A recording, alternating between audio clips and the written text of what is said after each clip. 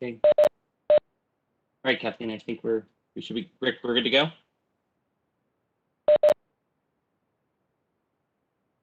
Okay. Oh, Kathleen, you're muted. I just unmuted you. Go ahead. Thank you. Welcome, everyone, to the Historic Preservation Commission meeting of July 29th, 2021. This is a remote meeting using Cisco WebEx events. It's open to the public. This is a regular meeting of the Montclair Historic Preservation Commission. Notice has been given in accordance with the Open Public Meetings Act by posting a copy of the notice on the first floor of the municipal building and by sending a copy to the Montclair Times, the Star Ledger, and the Herald News. We are being televised on TB34 and Montclair Government YouTube. Public can participate in the meeting via computer or phone. To participate via computer, please access the Cisco WebEx event at this meeting link, or to participate by phone, call the number 1-408-418-9388 and enter the meeting code 179-015-7001. So Graham, could you do the favors of the roll call, please? Sure. Chair Becker. Present. Vice Chair Heineman. Here. Mr. Rooney is on his way in. He should be here momentarily. Mr. Greenbaum. I'm here. Okay. Ms. Kane-Levy. Here. Mr. Reynolds. Here. Okay. Mr. Graham. Here. Mr. Connolly. Here. And Mr. Karasik. I'm here. Okay, thank you, Graham. Next order of business is the approval of minutes from June 16th, 2021. Graham sent them out today. Has everyone had a chance to review them? And are there any corrections or changes? I reviewed no amendments. Okay, anyone else? Well, if there aren't any, can somebody please offer a motion to accept? Motion to accept the minutes is drafted. Second? Oh, I heard somebody. I second it. Okay, all in favor? Aye. Aye. Okay, the minutes of June 16th are passed. And although we have a very full meeting tonight, and we have to get started, I just want to take a few minutes to acknowledge Graham and all the work that Graham has done for us over the past, I don't know, maybe 5 years. It's been a pleasure to work with you, Graham, and we wish you luck in your future endeavors. And hopefully we'll see you at some projects going on in Montclair. Who knows? Yes, thank you, everybody. It's been a real honor and privilege to serve on this commission. I think, it's just demonstrates that Montclair's Historic Preservation Commission really is one of the gold standard communities here in New Jersey. And I appreciate all the time that each of you does to volunteer to help the township and steward historic preservation here. It's been a real pleasure, working with you all and helping advance a number of historic preservation efforts and connect everybody on all these projects. So, thank you for all being such good supportive folks for me to work with. Thanks. And we appreciate everything you've done, Graham. We couldn't have done as much as we have been able to pull off without your work and dedication, often behind on the sidelines. So thank you again. Sure. Thank you, Graham. It's going to be tough to lose you. It's very tough. I want to thank you for your professionalism and your skill and just being someone really pleasant to work with. You'll be sorely missed, but good luck on your endeavors. Thank you. Really appreciate that. Lots of luck, Graham, and I'm sure whatever company you're joining is going to be very fortunate. Thank you. Okay, so moving forward, do we have anybody on the line for public comment, Graham? We do have a number of public participants here, so all members of the public, I'm going to open the lines at this time. If you have any public comments that you'd like to make to the commission, just please state your name and I'll bring you into the meeting so you can make that comment. All members of the public, you're now unmuted. Please state your name if you'd like to make a comment to the commission.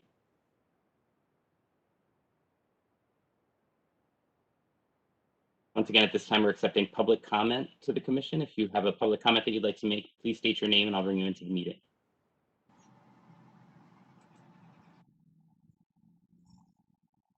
Kate Chair Bennett. I'm not hearing any requests for public comment. Okay, so the public comment section is closed at this point. Thank you, Graham. Sure. Moving on to committee reports, let's see. The revisions committee met yesterday to review revised plans for Depot Square. John, would you like to do a little recap of what we discussed, what we saw? Sure. The applicant came back with much improved plans and elevations. They took the HPC comments to heart from the last meeting. They reduced the scale of the access. They had this big arch, they got rid of that. And they made a variety of improvements in what this thing looks like. We, however, did make 3 or 4 comments that we'd like them to follow up on. They want to hit the next planning meeting, which is, I guess, when is it? Yeah, so I can touch on that if you'd like. Sure, go ahead. Just to kind of fill in those gaps. So the applicant was provided a lot of good direction by the revisions committee yesterday. I think that the revisions, were a significant improvement, as Mr. Reynolds mentioned. So the applicant has until, I believe it's is it August 13th is the submission deadline. Friday, August 13th is the submission deadline for the next series of planned use board meetings. The applicant has been provided a tentative date at the planning board of August 23rd. However, that remains tentative as the planning board does have some other matters to attend to. The applicant is scheduled to reappear here at the full commission to present those planned revisions at the next meeting on August 26th. It is anticipated that the applicant will go through the full plan presentation here at the HPC. The HPC can make their final comments over to the planning board. It will be up to should the applicant proceed on August 23rd, I doubt that they will get much into architectural testimony. It will probably be just some preliminary submission and review of the application before the board receives the final report from the HPC. But that's, again, really up to the planning board as to whether they would start the application on August 23rd, given that they'll be continuing and finalizing here at the HPC on the 26th. So a little bit of a technical scheduling snafu, but not really. Hopefully everything can get ironed out and all the reviews can be provided to ensure a smooth and effective review at the planning board. Okay, thank you, Graham. And thank you, John. Next committee would be the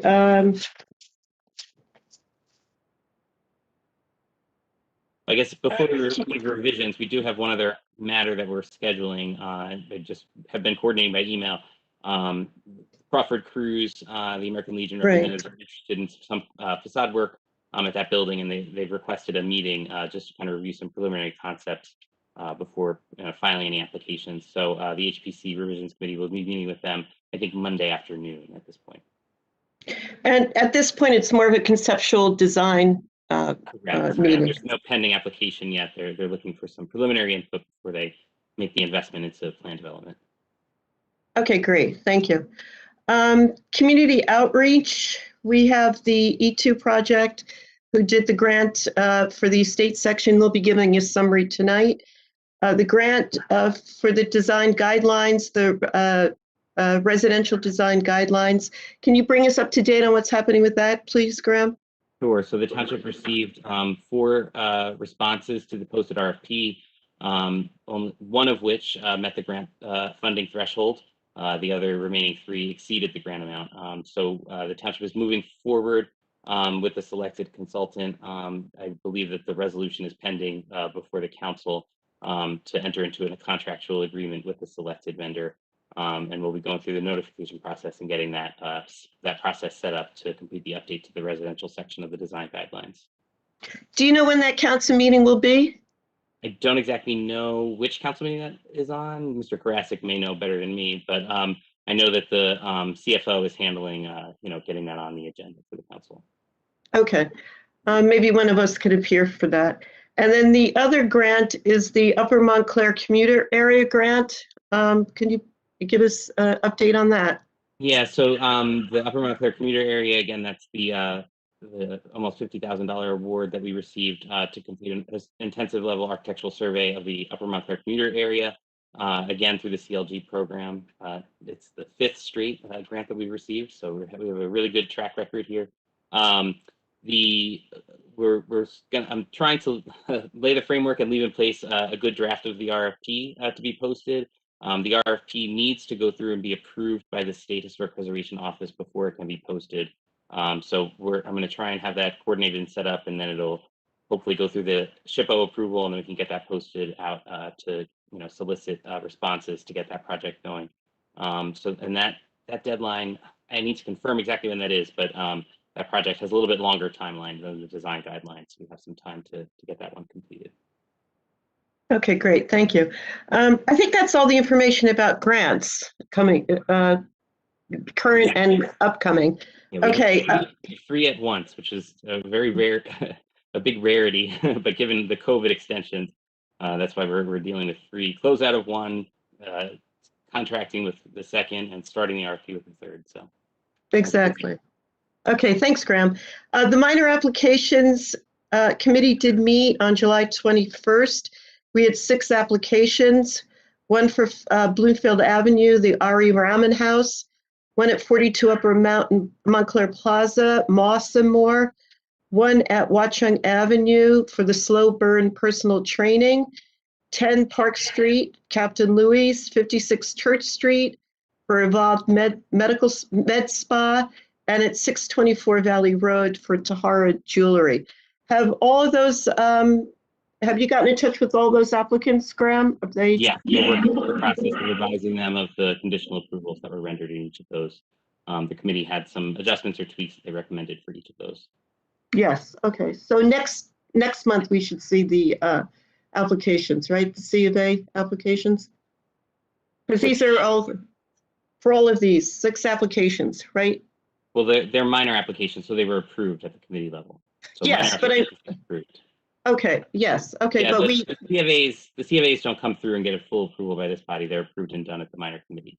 well, if somebody wanted to see them, how, Oh, they're posted in the E-code system online. yes, okay, great, thank you. And is Mr. Rooney here? Did he click in? He's there. There he is. Okay, Steve, did you meet, did the DRC meet? Do you have anything to report from that?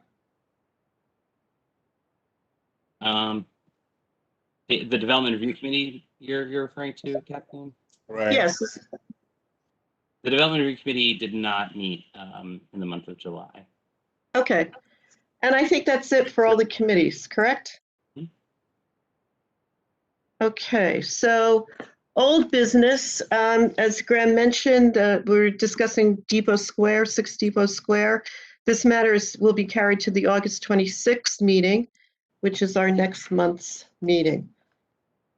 So moving along to new business, the first application is Zoning Board application 2738, 72 North Willow Street, private owner Gregory D'Alessandro.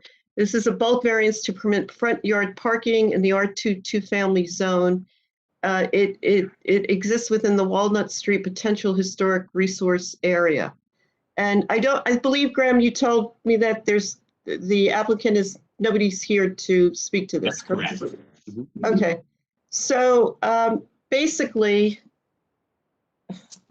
what this is the applicant is request. Do you have a picture of this, Graham, that we can Don't see? have a photo readily available, but the applicant is proposed. This is the property survey. This is North Willow Street. The brewery is here on the corner.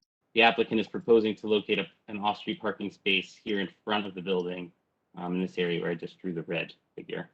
Mm-hmm. And Mr. Conley did write a report on this. And one of the things that he did mention was that there is a telephone pole that's in front of, directly in front of it. Will that require relocation? And the creation of on-street parking in the front yard does not fit with the development pattern or character of the proposed potential district.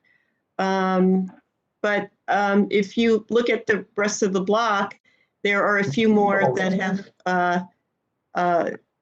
done this, that have asphalted over their front yards. So is this already have a date with the zoning board? Yes, this will be at the zoning board on Wednesday, August 4th, next week. Okay, Okay, here's what I would say about what I see at the moment, which is the application I have says 2 parking spaces. Mhm. Is it? Okay, I thought you said 1. Okay. Oh, sorry if I But misspoke. th- Yes, but it's two. there's 2. Mhm. That we can't even comment on this until all they provided us was a survey. If they wanted us to comment on what it looks like and what it is, they've got to come up with a plan that is a real site layout, so. there's- Yeah, I mean, I think that there are a couple of things regarding the application that the zoning board will also, conduct in their review. I think it's important for the commission to remember that this is comments to the zoning board as they deliberate. So I think it's important to really convey Mr. Connolly's third comment here up to the board. That's an additional point that they may not be fully thinking about, but yeah, there are some deficiencies with this application. Obviously, we'll see, what the zoning board decides to do in this case. Well, I think we should pass along to the zoning board. There's deficiencies in what was presented to us, and we can't support this in any way. Well, that was my first comment, was there were really no detailed drawings for us to make any comments on, but I think, yes, you should restate that. Yeah, let's make that clear. Question, do we know where they're parking now? I mean, there's a driveway right next to it that appears to be part of that home. Building is the building is an auto repair place. There's lots of parking inside and in behind. They should go back in. I mean, cars go into it. Yeah, the paved driveway that you're speaking of, Mr. Graham, is actually located on the adjacent lot. The paved driveway Oh, I is see. over the line. Yeah. This house only has 3 feet between it and the property line on the side, so there is no So- access to a rear yard. Do they park on the street overnight or in a lot? I mean, how do they? Inside the building. Oh, wait. no, it's 2 separate buildings. To the larger building that you see on the right, that's a brick building with a driveway. The paved drive belongs to that, which is a business. And then that little, where it says 2-family dwelling, that's a wooden clapboard house dwelling. And that little I see. patch, It's attached to their auto repair. right. And so there's no access to that back yard. And that little patch of that little rectangle that's in the front is truly just a patch of grass now with a privet hedge around it. And all the houses to the left, there you go. Yeah. But yeah, so what they're proposing is to, take out the privets. The pole there would have to be moved. So I think there's not enough information here to pass this to Yeah, I think what the zoning board of adjustment obviously is going to get into a lot of these issues regarding the curb cut, the pole, the fire hydrant, Right. all these other things. I think what's important for the commission to convey is what is the impact of the potential historic resource area, which I think is really encapsulated within item 3 of Mr. Connolly's report. And I think that the lack of detail is important to convey as well. So just some comments regarding the upcoming. They didn't present a plan. They gave us the survey. Right. All the applicants just gave us a survey. We wouldn't have anything to comment on. These meetings would be very short, I guess. right. Okay. All right. So you have that information down, Graham. We can move on to the next Yeah, one. so we'll send over comments 1 and 3 from Mr. Connolly's report. Great. I got my buildings mixed up. That's That's I thought it okay. was one next door. No. Okay, our next application is also recommendations to the zoning board. Application 2741, 17 Godfrey Road, a private owner, Patricia Slavin. This is a bulk variance for an addition to the dwelling on the property in the R1 one-family zone. This is the Oakcroft Potential Historic Zone, Resource Zone.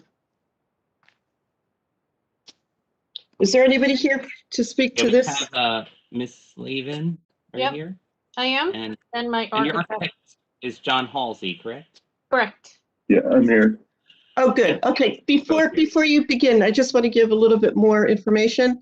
The subject property is located within the Oakcroft Potential District, as I said. It is a 1922 and 1/2 story single-family residence in the Craftsman style. The building is clad with stucco. The rear, which is visible from Carteret Street, has a one-bay extension, and they're hoping to put in an extension off the back, which will be visible because it is a corner property from both Godfrey and Carteret. The building retains a high degree of architectural integrity, reflecting its original construction, and would be a contributing resource in the historic district. Applicant proposes to construct a new one-story wood-sided addition with new wood frame deck at the rear of the property. And they're requesting a variance. The front yard setback on Carteret Street does not conform, but we're here to look at the design of the building and see how it fits in with the historic district. So, do we have the applicant and your architect here? Yep. They're both here. I'm here also. Okay, so Ira will swear you in. I would you both raise your right hand, please? Do you solemnly swear that the testimony you're going to give this commission is the truth, the whole truth, nothing but the truth? Yes. Yeah. And just state your name so we have it on the record. Patricia Slavin. And again, John Halsey. John Halsey. All right, thank you very much. Okay, so we have the plans up. Well, not the plans, the sketches, the drawings up. Can you just, who wants to speak on what you're proposing to do on the rear of the building? Okay, I will begin. And Mr. Halsey, as you speak, feel free to direct me. I have all your plans and rendering here, so just let me know what you'd like me to show on the screen. Okay. Okay, great. Thank you. I noticed that. Okay. I would just like to explain to you the basis of design for why this extension looks the way it is. The existing house is, as it was stated earlier, has a lot of architectural integrity. It has a very steep roof and very wide overhangs. But if you'll notice, the extension at the back, the existing extension, has a very low sloped roof. So I was confronted with adding on to this and not intruding on the back wall too much. And I just want to comment on the finish of the building is a very, very pristine stucco finish. It's in beautiful condition, and included in the basis of design that I worked with was to try to avoid damaging that, and I felt that by repeating it and trying to match it and so forth would not be very successful. So that is why the exterior is in the exterior of that addition is in wood. And Mr. Connolly had some comments about the roof line. It is somewhat complicated. The problem here is to keep the roof line low so that it does not interrupt the existing back wall where there's windows. And again, I didn't want to interrupt the existing stucco and the flashing at the existing extension roof. So therefore, that's why the new roof, the ridge of it runs parallel to the existing ridge orientation, which allows this low slope to happen and avoids interrupting the other elements of the building. The railing is, and we're flexible on this, but we would like to have it open as much as possible. again, I didn't feel it was necessary to match the existing, although we could do something similar. But, you know, the intent here is to have some openness around the deck. And then I thought, you know, just for a better finish, we'll, you know, put lattice on the underside of the open porch. The color of the building, if you'll see on the rendering, that we can match the existing green. It's a very soft green. It's very, you know, it's a very pretty color. So, you know, my rendering is it's probably a little bit off, not exactly. That's the intent there, to duplicate that green. Another major element there on the east elevation facing the Carteret is the kitchen windows, the double windows. The existing window comes down very low, and there's a, you know, that's where the breakfast table is right now, but we need kitchen cabinets and the windows need to be raised. And again, I did not want to try to, you know, patch up the stucco. So I came up with the, you know, this spandrel design, you know, wrapping the whole thing with the frame, wrapping the windows and panels below with a frame, and inserting some raised wood panels. And that is pretty much my explanation of the design.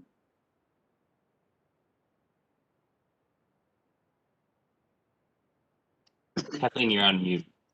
You were on mute, Kathleen. Sorry. Do you have a photo of the existing house, the Carteret facade, where the kitchen is? I didn't notice that on your plans. Yeah. There you go. Second Right there, page. yeah. Carteret So Street. you're saying those double windows are too low? Yeah, they're very low. And you're proposing filling in the bottom frame? Yes, with spandrel panels, which are you know, square panels that are integrated with windows. And Okay, all right, thank you. you're welcome. Ms. Slavin, do you have anything to add? Not about the exterior. I can explain why we're doing the addition at all, if it's time to do that. No, that's okay. We'll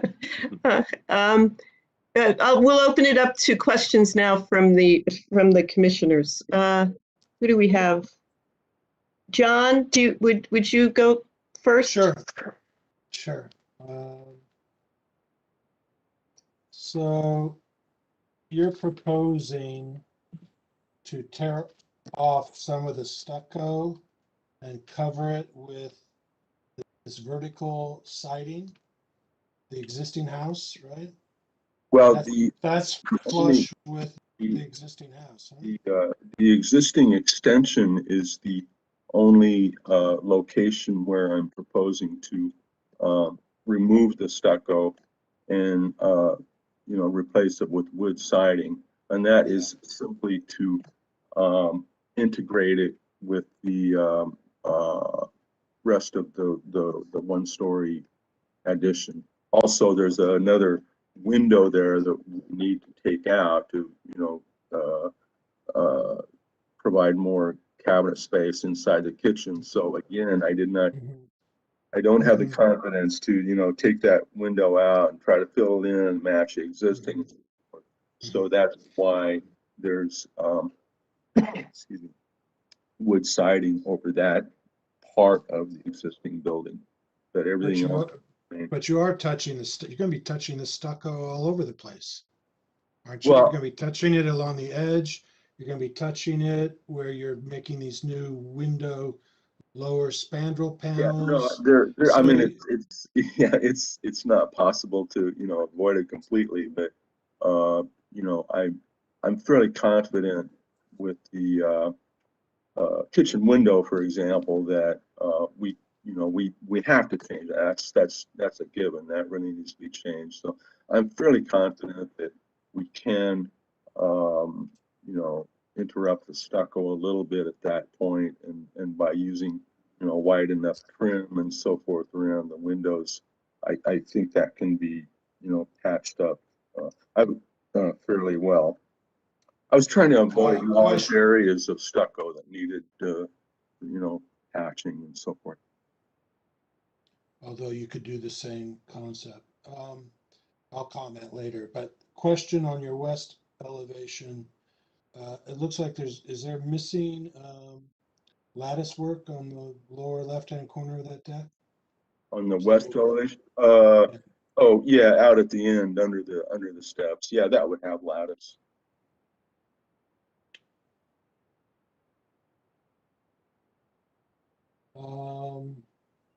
Can you see, what of this addition can we see from the street? Not much. It's a corner property, John. Yeah, So, So yes. the east elevation will be visible from Carteret Street. I tried to, you know, give a kind of a street view in the rendering, which would be kind Okay, of I got it. standing Thank you. kind of well across the street, but elevated somewhat. Thank you. I got it.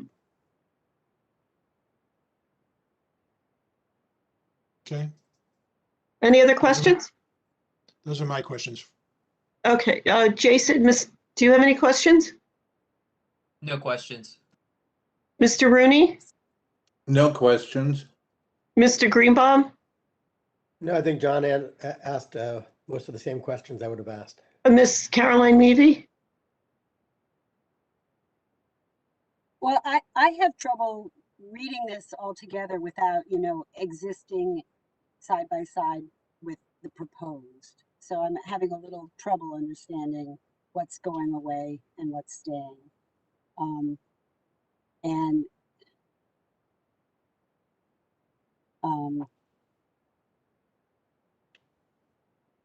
Maybe in the plan, can we look at the plan, and can you maybe with your mouse, Graham, can you just Sure. outline what the existing footprint is and what is being added? Sure, absolutely. So I can show, so the existing footprint, and Mr. Halsey, feel free to jump in as these are your plans. This is the existing extension that Mr. Halsey had been referring to, and this is the proposed new addition. And the portion of the facade that Mr. Reynolds was asking about, there's an existing window in this location, correct, Mr. Halsey? Right. That will be removed, and this will get the wood, this stucco portion will have the wood treatment, and then the addition will have the wood treatment here. And this is Carteret Street out here to the right. Yes. The new walls, just for your information, are shaded in dark. All the existing walls are all unshaded. So the addition is limited to that Yeah, kind the of small lavatory, kind of mudroom. roughly 8 by 12, kind of a Right. mudroom. Right. So it's very, the actual construction of new is very small.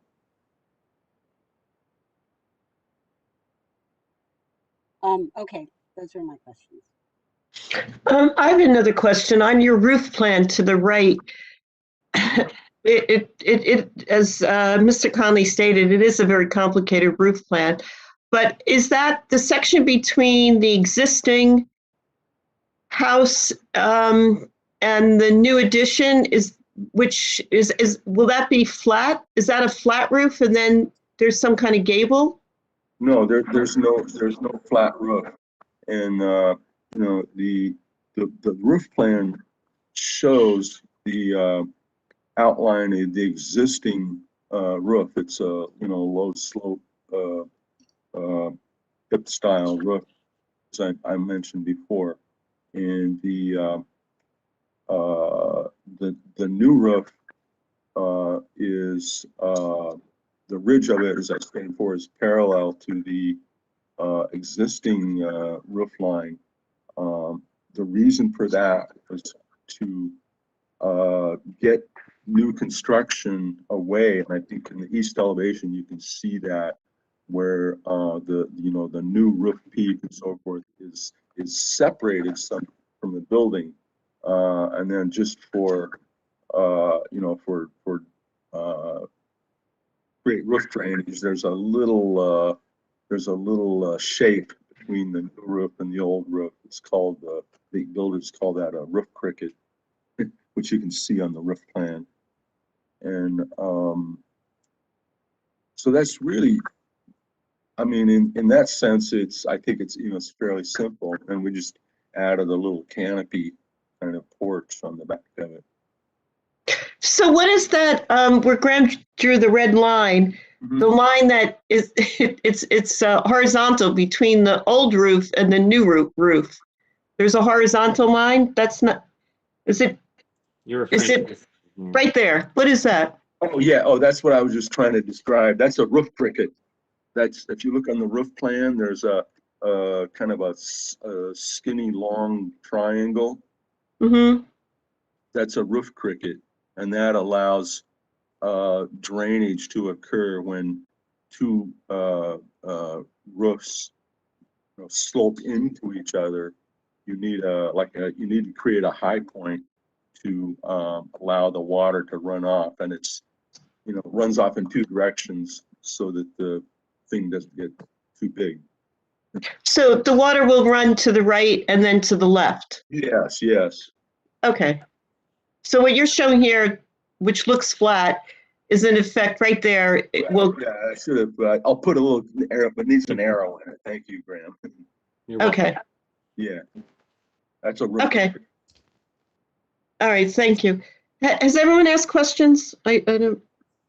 I just wanted to clarify something for myself, Kathleen. Oh, sure. I'm sorry. Go ahead, Michael. Oh, no problem. Just, Mr. Hels, the windows being removed because the kitchen inside, is that correct? Yes.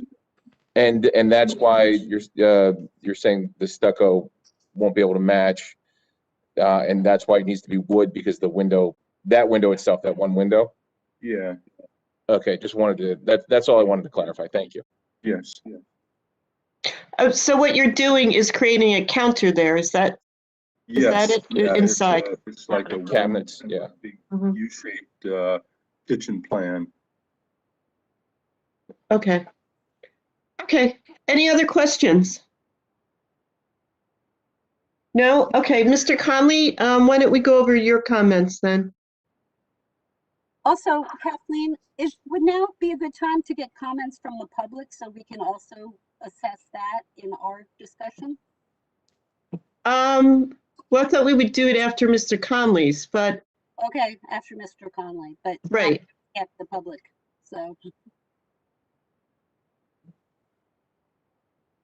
Okay, my first comment, which is one we've been focusing on, I guess, already tonight, was to me, the roof seems very complicated for the proposed addition. It should be simplified. I count 6 different roof parts of the new roof that are happening, and I think we could eliminate half of them if the roof is redesigned with just a simple ridge and a hip. There's a gable, actually 2 gables, crickets, there's a pent roof, there's valleys or hips, and the ridge that's running parallel to the building that's not the way architecture is done. This just looks not designed very well, and I think it really needs to be looked at again. My second comment that has to do with the roof, is the applicant should reconsider relocating the columns that are in the middle of the proposed deck. And Graham, if we could pull up the plan, if those columns are kind of moved to the outside, that would work with simplifying the roof just to create, I don't know if you can see, but I don't know if you see my little drawing here. I don't know if that makes any sense, but if you could fill in those corners and move the columns out to the perimeter, that would free up the deck space and simplify the roof. And my third comment had to do with the siding that's proposed for the new addition. It's a style that you don't see on a craftsman style building. And I threw out, maybe wood siding, horizontal wood siding or wood shingle, or, the addition should really be done in stucco. That would work better with the existing craftsman style of the building. My fourth comment had to do with the removal of historic stucco, where you're proposing to put those panels below the window. That stucco that you're proposing to remove should remain in place, and where you're raising the windows, that should be patched. Because we're kind of creating, again, a false sense of history by adding panels where there were never panels. My fifth comment. Can I just ask a question about that? Are you keeping the masonry openings the same and you're just replacing the bottom sash of the window with the metal panel, or are you actually changing the opening and removing stucco? I'm not following. The windowsill, the windowsill is being raised so that we can get a kitchen cabinet underneath it. And I tried it doesn't show very well, but I tried to indicate the existing window sill right there. It's just kind of low. And well, the head of the window stays in the same place. We're getting right. The head of the window, and there's a big, there's a big mullion, a big mullion post in the middle of these windows. I'm not changing that. So, my only concern was the wall below. I mean, I don't have that much of a problem. We can, we can match it and, make it look really clean. I just thought that the trim and the spandrel panel would be one way to avoid a unsuccessful stucco patch. Yeah, so I think to kind of circle back on Mr. Kane-Levy's question, so the lower sash here, that's just going to be infilled with a panel. So you're not, so the window, the frame, and everything is staying the same. You're just infilling this sash with a panel. Right. But that's not being touched at all. You're just, right, that there was no work happening where that red circle is. Oh no, that wasn't the intent. The intent is to make that all wood, like a wood spandrel panel. Well, and the purpose of that is that raised the counter, panels. I mean, it's not, it's not. right, and I think highly is detailed. trying to indicate that the countertop is at this red line. Right. In the Right. interior. Yes, approximately. Yeah. And we need a backsplash. So. Oh, Caroline, you're on mute. Go ahead, Caroline. Go ahead. Okay. Wait, you're muted again. There you go. Oh. I unmuted you. Okay. So is this window remaining unchanged except the glass is being replaced with metal? Are you actually changing stucco around the perimeter of the masonry opening, or it's just that glass panel is being replaced with a solid? It's not a. I'm sorry. That panel does not exist. A masonry opening. Well, this is the problem with not having existing and proposed side by side. It's difficult to understand what's going on. Mr. Connolly, you're saying that the masonry opening itself is changing. It is. It's getting smaller, but he's proposing to install a wood panel below those two windows that you see there. So And why keep don't- the if existing window- frame. Yeah, why don't you just keep the masonry, the exact window, and fill in the bottom sash with the solid? He's proposing to get a smaller window and just raise the sill. That's it. But he's also proposing to put a wood panel below those two windows. I think Mr. Halsey, I think it may just be, is it just a drafting error? So I think No. the windows as they appear here, is this opening going to change? Yes. Is the question. Yes. So this It's opening going will to be, change. the window sill is going to be higher by several, by about 8 or 9 inches. So the window sill is going to go here.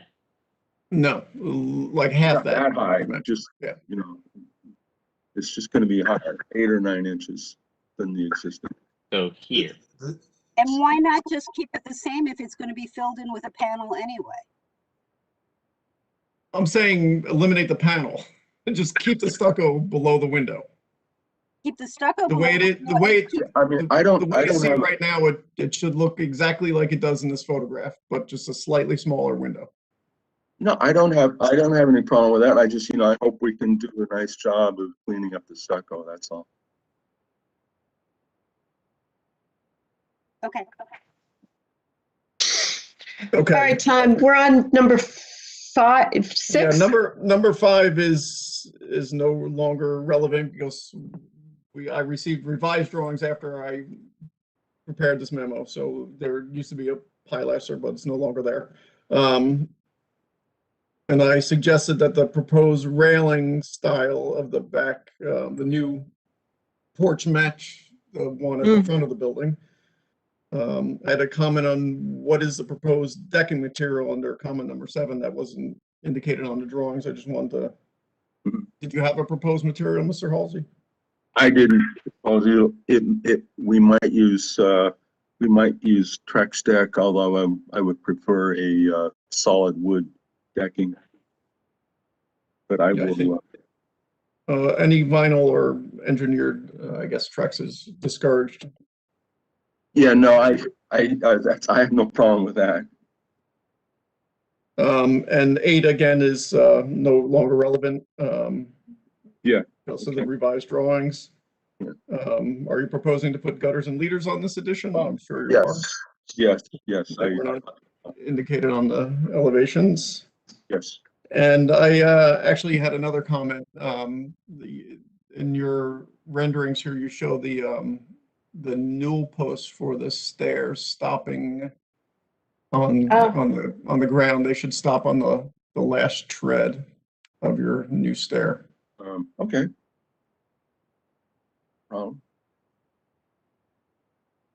And that was it. Okay. Thank you, Tom. So before we open up for discussion with the commissioners, Graham, do we have any public comment that are calling in? Anybody calling in to speak about this?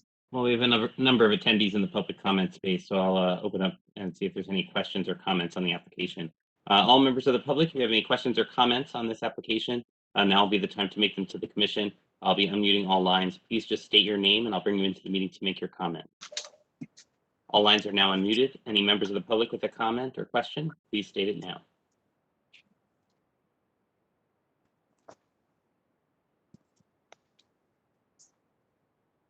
Once again, this is time for public comments or questions on this application. If you'd like to make a question or a comment, please state your name.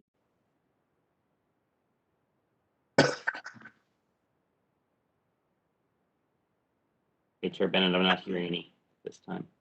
Okay. So with that, the public comment on this application is closed.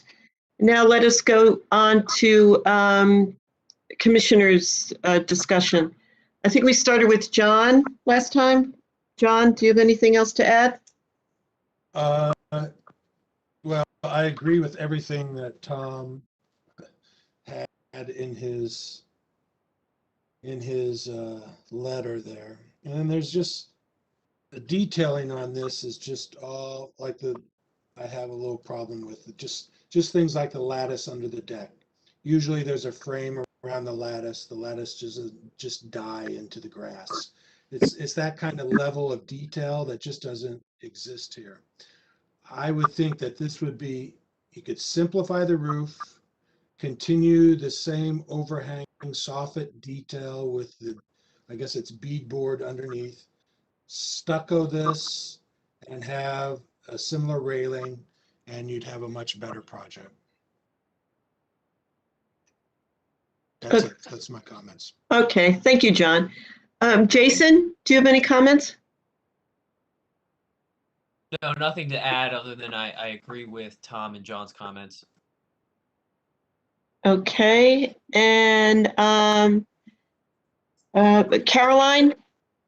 Yes, I agree with all those comments, and I do think it would be better in stucco.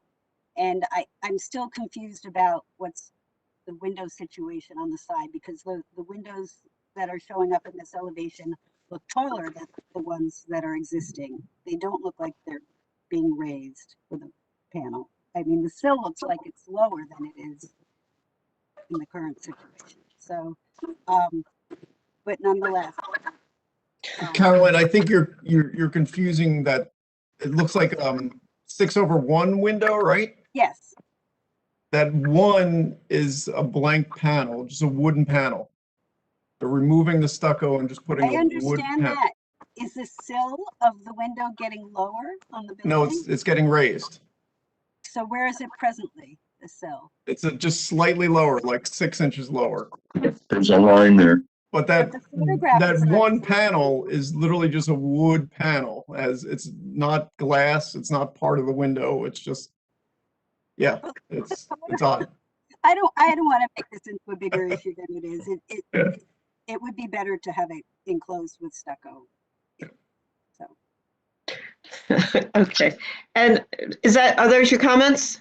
That's, yeah, and if I do prefer the addition being stucco, it would just be cleaner, but if the decision is to go with wood, if the planning board, that's what they approve, it should not be the vertical at all. Not, it needs to be horizontal clapboards or shingles. I agree. And I think the bottom level, you've continued some kind of a coursing element, a horizontal element from the Right. deck across the base. Whatever is below that, at least that should be stucco, because that's sort of a basement level and it should continue that datum from the front across in masonry. And then what's above could possibly be wood and it would improve it. But I do think that the whole thing should be stucco. okay, thank you. Mr. Greenbaum? I actually missed Mr. Rhymeness' comment because Mr. Greenbaum sent me a note noting that he would be departing tonight's meeting. Oh, okay. Mr. Greenbaum is no longer with us, Correct. correct? Okay. So, Mr. Rooney? I'm sorry, what's that? Yeah, can I ask a question when you're done? Sure. Sure. Do you want to ask it now? Oh, yeah, if that's okay. Go ahead. Okay, I would just like to ask the board if I'm a little unclear on the intent of everyone here, I'm sorry, about the stucco issue. Sorry, would wood shingles be okay? And then as was just mentioned, I think it's a good idea, the foundation space, the lower space, I could do in horizontal bands of wood, kind of, to emulate, masonry, and then have wood shingles on top. Would that? Are you stopping the foundation right at grade and building up wood framing? Well, from it's that already, point? I mean, it's already there. Oh. So you're The cladding it. problem is what to cover the, Okay, I what don't have about lattice underneath what the about the addition. part that's not there? You are doing an addition, so the back addition, you have a foundation that stops at grade and then you build up wood framing from what, a slab or something? Oh, yeah, I could do that, yes. No, I'm asking, what are you doing? Because I don't understand why that, typically when you would build this, you would build your foundation up to the sill plate for the floor framing. And Yeah, that I hadn't foundation would be really- exposed on. Go ahead. It's a good question. I didn't really get that far into the, detailing of it. But I think that would be the solution, is to stop the masonry at grade, and so that we can build the rest of it in wood. This is a good, I'll make a comment. We've had very good success with people coming in and meeting with the revisions committee before they make a presentation like this. Okay. Because I think it would be very good for you to have a total support of the HPC when you go to the planning board, and not go to the planning board with all If I these could just jump comments. in. Go ahead. This is a zoning board of adjustment application, not a planning board application. And the Okay, I'm applicant- sorry, a zoning board. No worries. And the applicant Say- has already completed their public notice process, and they're getting ready to appear before the board. So we don't have much time. So I think as we've done, I think directive comments to the Board of Adjustment are always beneficial, and I think a requested condition that the applicant return with a revised plan reflecting the conditions requested by the HPC is probably most efficient in this case. We've had plenty of success in this with residential applications, which are a little bit different than the commercial applications, which are larger in nature, and we want to get those kind of rectified. But I think it would be best to kind of present those conditions to the Board of Adjustment and then request that they come back with an as modified plan to present and review with the HPC at the committee level. Just That's fine. Yeah. I would suggest to them that they do that, but before they waste a lot of time, maybe they meet with the revision afterwards, after they go to the Sure. Board of Adjustment, that they meet with us before they waste a lot of time. I know it costs time, it's money and all that other stuff, is they sit with us and we can quickly go through it, what I think would be more acceptable to that would be my suggestion. Okay, so, and I agree with you, John, because this does seem as though there's a lot here that needs to be addressed. And one of the things that I want to ask Mr. Halsey is, you brought up the idea of shakes as opposed, what is your reticence of using the vertical clapboard? Horizontal, I'm sorry, horizontal. Oh, that would be okay. I just, architecturally, I thought that the vertical would be a very good contrast to the existing building, because it's for a small house, it's massive and it's tall, and I just thought a vertical siding would be good there. It might even be better, and more traditional looking if it was board and batten. Horizontal.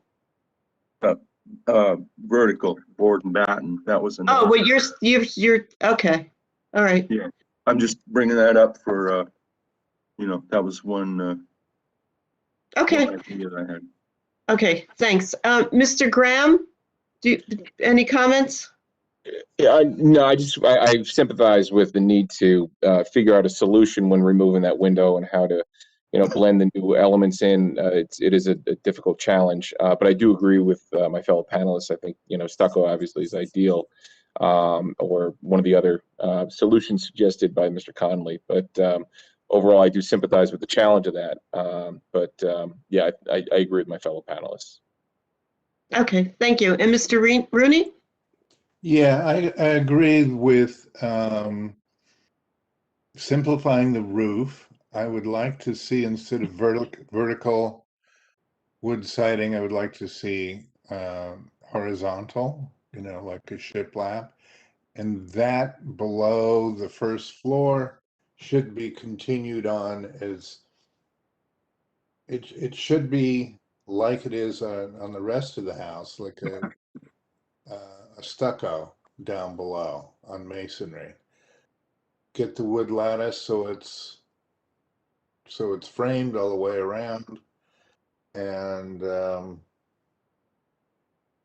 window in the kitchen, it's a real problem, but I like the idea of putting in a panel there. So you agree with the panel and not stuccoing it, matching the stucco? Yeah, I think yeah. I mean, obviously the architect doesn't believe that he can get the match that he needs for the stucco, and it might be difficult, or it might actually work out. So. Okay, all right, thank you. Are there any other comments from the commissioners? No? All right, so Graham, what you're suggesting then is we put together the recommendations, our recommendations to the zoning board, and then ask to come for the zoning board meeting Wednesday of next week. So. Oh dear. Yeah, I cannot make it to next week's zoning board. I have another hearing that suddenly got changed. So. Okay, well, Mr. Halsey, you and I can discuss that. We do have space on the August 18th meeting. Yeah, okay. Too. So, but yeah, Ms. Bennett, for the benefit of the commission this evening, we do need to put together a comment letter. And I do think that, the final condition, or request that the commission should make is that the applicant return to the HPC for development and, the final plan for the exterior. Yes, I would agree. I think that that's very vital. So for our recommendation letters, It's all of Mr. Connolly's comments, plus the addition of additional comment that the base should be finished in a stucco or masonry to match the existing building. the foundation, yes. And also the lattice should have a border around it. Mhm. And so we're eliminating number 5 and number 8. It was 5 and 8. 5 and 8, and 7 was a question. And that was proposed to be of wood, I believe. Wood, not vinyl. Correct. And then it's also, really- Oh, go ahead. also when we're talking about the decking, the newel post should be, that should be included, should stop on the step and not on the ground. Okay. And then you're adding the foundation, Yes. And the return. right? Okay, Okay. okay, great. All right, thank you. We'll look forward to seeing the revised plans. Good. Okay, thank you for your time. Okay. Okay, next up is zoning board application 2742, 63 Park Street, 63 Park Street LLC. This is the site, the building that was known formerly as the Red Cross Building. It's a conditional use variance and site plan approval to locate residential use on the first floor and construct an addition to the existing building, as well as related site improvements. This is in the proposed Walnut Street resource area, and the applicant proposes to construct a 3-story addition over an existing 1-story structure at the rear. The renovated existing building in addition will accommodate 10 new residential units along with new office space. Various site improvements are planned, including new walks, curbs, dumpster closure, on-site parking for 25 vehicles, and an electrical charging station. There are a number of variances that they are requesting, and we are here to look at the design and see how it fits in with the Walnut Street area, Walnut Street potential historic area. The element defines the areas built between 1880 and 1920 with a unique identity known for development of the railroad and nearby commuter housing. The area includes Queen Anne, Craftsman, and other period revival styles. The building on the subject property does not have any prior historic survey. According to historic permit cards, the building had been used by the Red Cross since at least 1941. The 4-car garage was approved by the Board of Adjustment in 1945, with a 3-car addition to the garage approved in 1951. The 1-story addition at the rear of the building was approved by the Board of Adjustment in 1955. And do we have the applicant here with the architect? Yes. We have the attorney for the applicant and Paul Sionis here. Oh, Hi, great. good evening. My name is Lisa John Buss. I'm the attorney for the applicant. Thank you, Ms. Bennett, for going through the detailed history in the project. Essentially, as was stated, we're looking to convert the Red Cross building from what was an office building into a mixed-use development for residential and office, to attach what is now detached garage and to construct some additions there too. We do have Paul Sionis present tonight, who's our project architect, who can walk you through the proposed design. Okay, great. So would you and Mr. Sionis please be sworn in by Mr. Karasik? Well, no, I don't have to swear in the attorney, just the architect. Oh, just the architect? Okay, okay, Paul. Paul, would you raise your right hand, please? Do you solemnly swear the testimony you want to give this commission is the truth, whole truth, nothing but the truth? I do. Thank you. We never swear attorneys, because I'm not sure they would. Professional courtesy, I guess. No, they don't testify. Attorneys can't. Okay, thank you. Hi, Paul. Do you want to Hi. show us what you're planning to do here, please? Yes, I will. So I put together a short PowerPoint which incorporates the drawings that were submitted with the application. Some of them have been colored for better visibility. We've added some photographs, 2 perspective drawings, and a couple of detailed drawings. So I'll go through it quickly because it looks like you're about 30 minutes late already. Yes. Okay, so 63 Park Street, it's lot 1601 in block 2311. The property is about 130 feet wide, 200 feet deep. It's a trapezoid. It's about 0.6 acres. As you know, it's located on the east side of Park Street, 95 feet north of Claremont Avenue. The property slopes down from the front to the rear towards the Montclair Municipal parking lot. It has about a 7-foot slope from front to back. Currently, the property is improved with an asphalt parking lot that's striped for 17 cars. And those first 13 cars, if you've ever driven in there, are at a weird, very difficult angle to pull into. They're also all those, a lot of the parking spaces are what's considered front yard parking. The property is also improved with 2 buildings, as you stated. The front building is the multi-story former Red Cross building that's located almost right in the center of the property.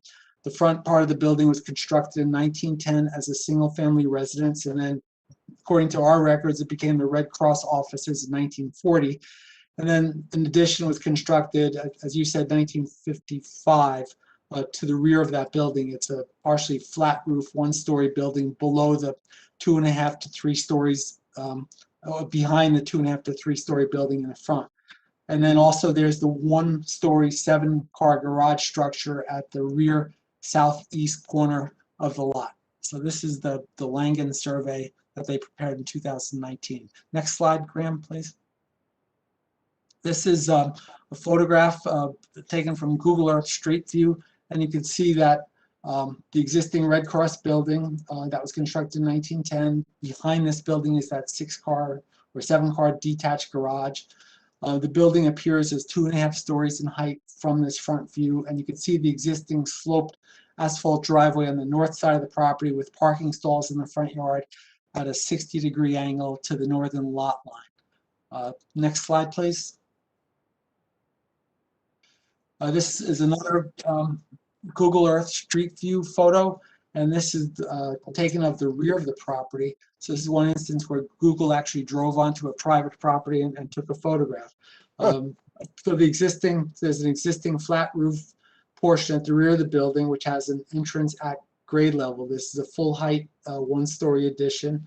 And then you can see the large asphalt vehicular maneuvering area with a sloped asphalt driveway at the north side of the lot. And if you've ever dropped off clothing to the bin that was there for years, that entire asphalt area was strictly for maneuvering in and out of those garages, but it was not used for parking. It was a lot of asphalt.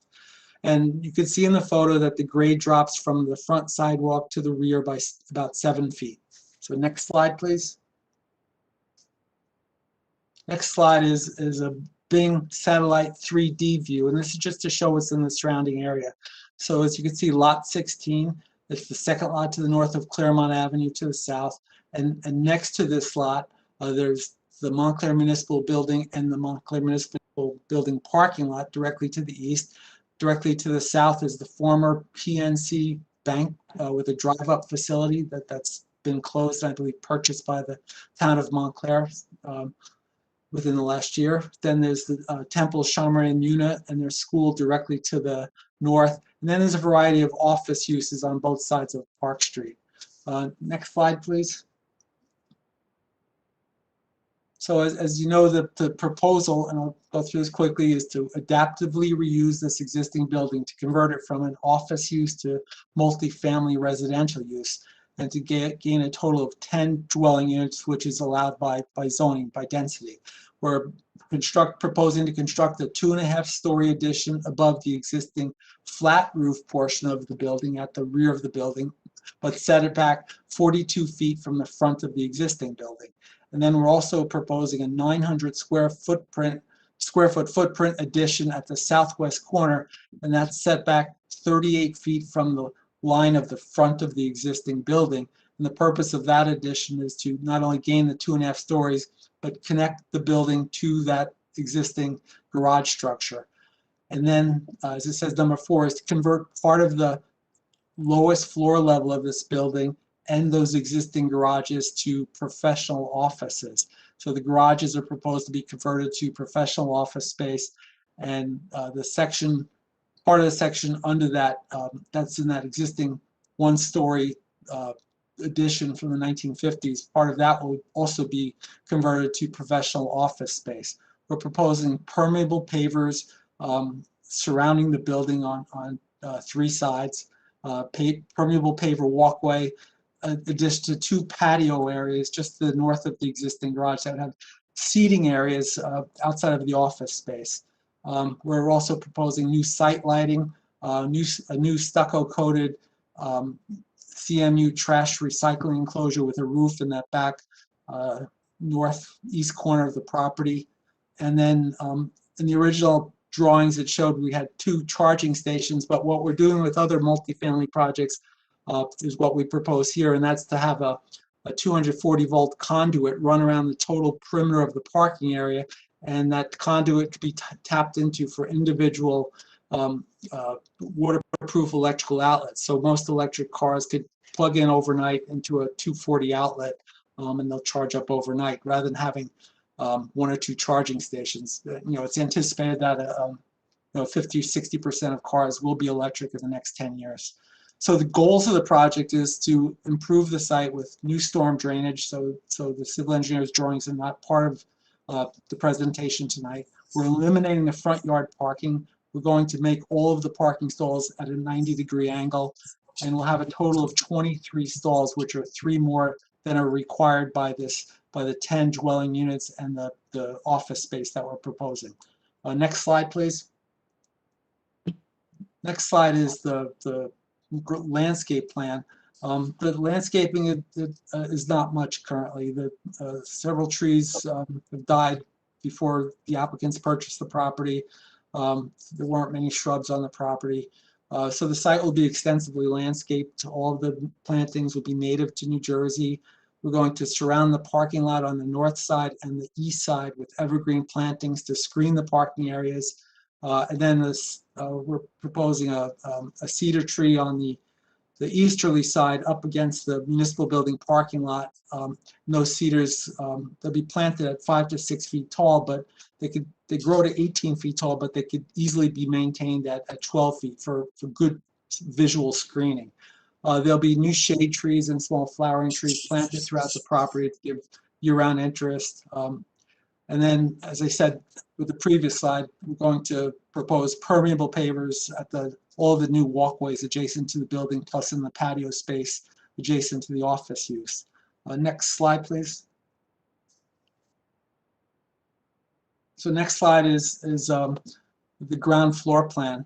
The area that's shown in that reddish brown, that's the space that's going to be professional office use. There'll be about 2,879 square feet of office space for rent, and all of the overhead doors will be removed and replaced with new glass storefront windows and glass doors. The remainder of the space under the existing building, which is in that gray at the bottom part of the screen, that will include a ground floor level entrance where I have the yellow arrow. And just to the left of that is a lobby with parcel package lockers and mailboxes leading to a new elevator lobby. So the building does not have an elevator. And then there's tenant storage at the front, which is the bottom part of the screen, and a lot of mechanical equipment and meter rooms. Next slide, please. So the next slide is an enlargement of the lower portion closer to Park Street. So as I said, the garage building and a portion of the lower floor level will become the professional office space with all storefront glass and doors where those large openings were for the garages. The majority of the basement, like I said, will be tenant storage, individual tenant storage, tenant lock storage, and then the mechanical equipment space, meter rooms, and then it'll be a small office for residential rentals. Next slide, please. I'll go through the floor plans quickly, but basically there'll be a total of 10 dwelling units. First floor will have 4 dwelling units. There'll be the new elevator. There's a nice stairway inside the center of the building that will be renovated. All units will have exterior terraces, porches, balconies, and or patio spaces.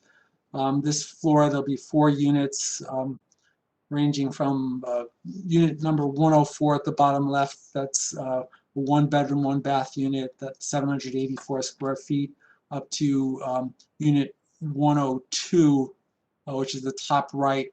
That's a 2-bedroom, 2-bath unit. That's larger, 1,355 square feet. But each of the units will have balconies or terraces. The bottom right, unit 103, will have an exterior patio. Next slide, please. Next slide is the second floor. It has a similar layout. The layouts have been, the unit layouts are stacked vertically. The bathrooms are pretty much stacked vertically, one on top of another. But this will have 3 dwelling units. Again, exterior terraces, porches, and/or balconies.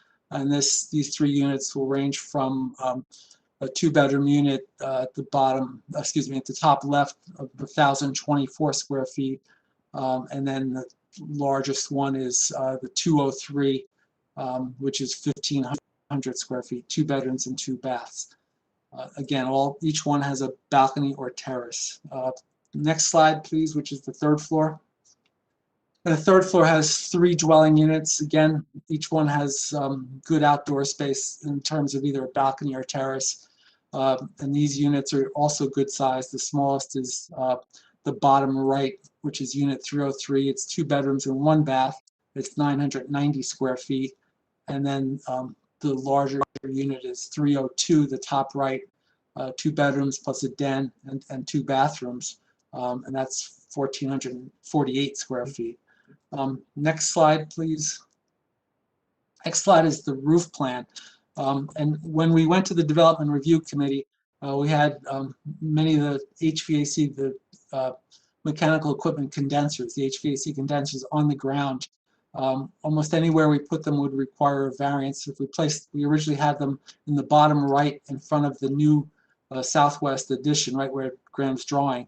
That required a variance. If we placed them to the right of that, that would be a side yard variance. The chair of the zoning board, Mr. Harrison, sits on the Development Review Commission and strongly urged us to get them onto the roof and not request variances for the location of the HVAC units.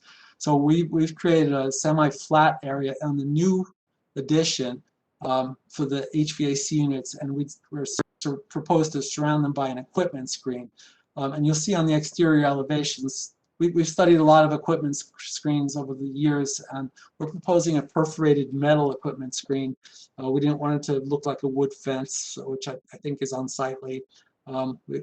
We've tried horizontal metal fencing and vertical metal fencing, but I think that perforated metal would be the least visible. Next slide, please. Next slide. This is a 3D view looking from Park Street. So as I said, the existing building will be thoroughly updated with new windows, new fixtures, new finishes, new insulation, all new mechanical systems. And you can see the addition on the right. That's the southeast addition. That was designed to sort of complement the existing architecture, and it's set back from the main facade of the existing building by 38 feet. So we've copied some of the details. So I think when Mr. Connolly did the review, I had an earlier set of drawings where we didn't have many of the details copied from the or complement the existing building. But you can see the third floor is vertical board and batten siding to match the third floor of the existing building. We've gone back and forth with the porches on the right side on this in this rendering. We originally had porches going all the way across at the first and second floor there. I thought it looked like a hotel in New Orleans, and someone on the Development Review Commission said the same. So we played around. We did many iterations. So we tried to do something that would be in keeping with the feel of the original building, but also goes with the feel of the new improvements. Next slide, please. Next slide, number 14. This is the view from, if you were standing above the municipal building parking lot, and the evergreen trees were not planted across the rear property line.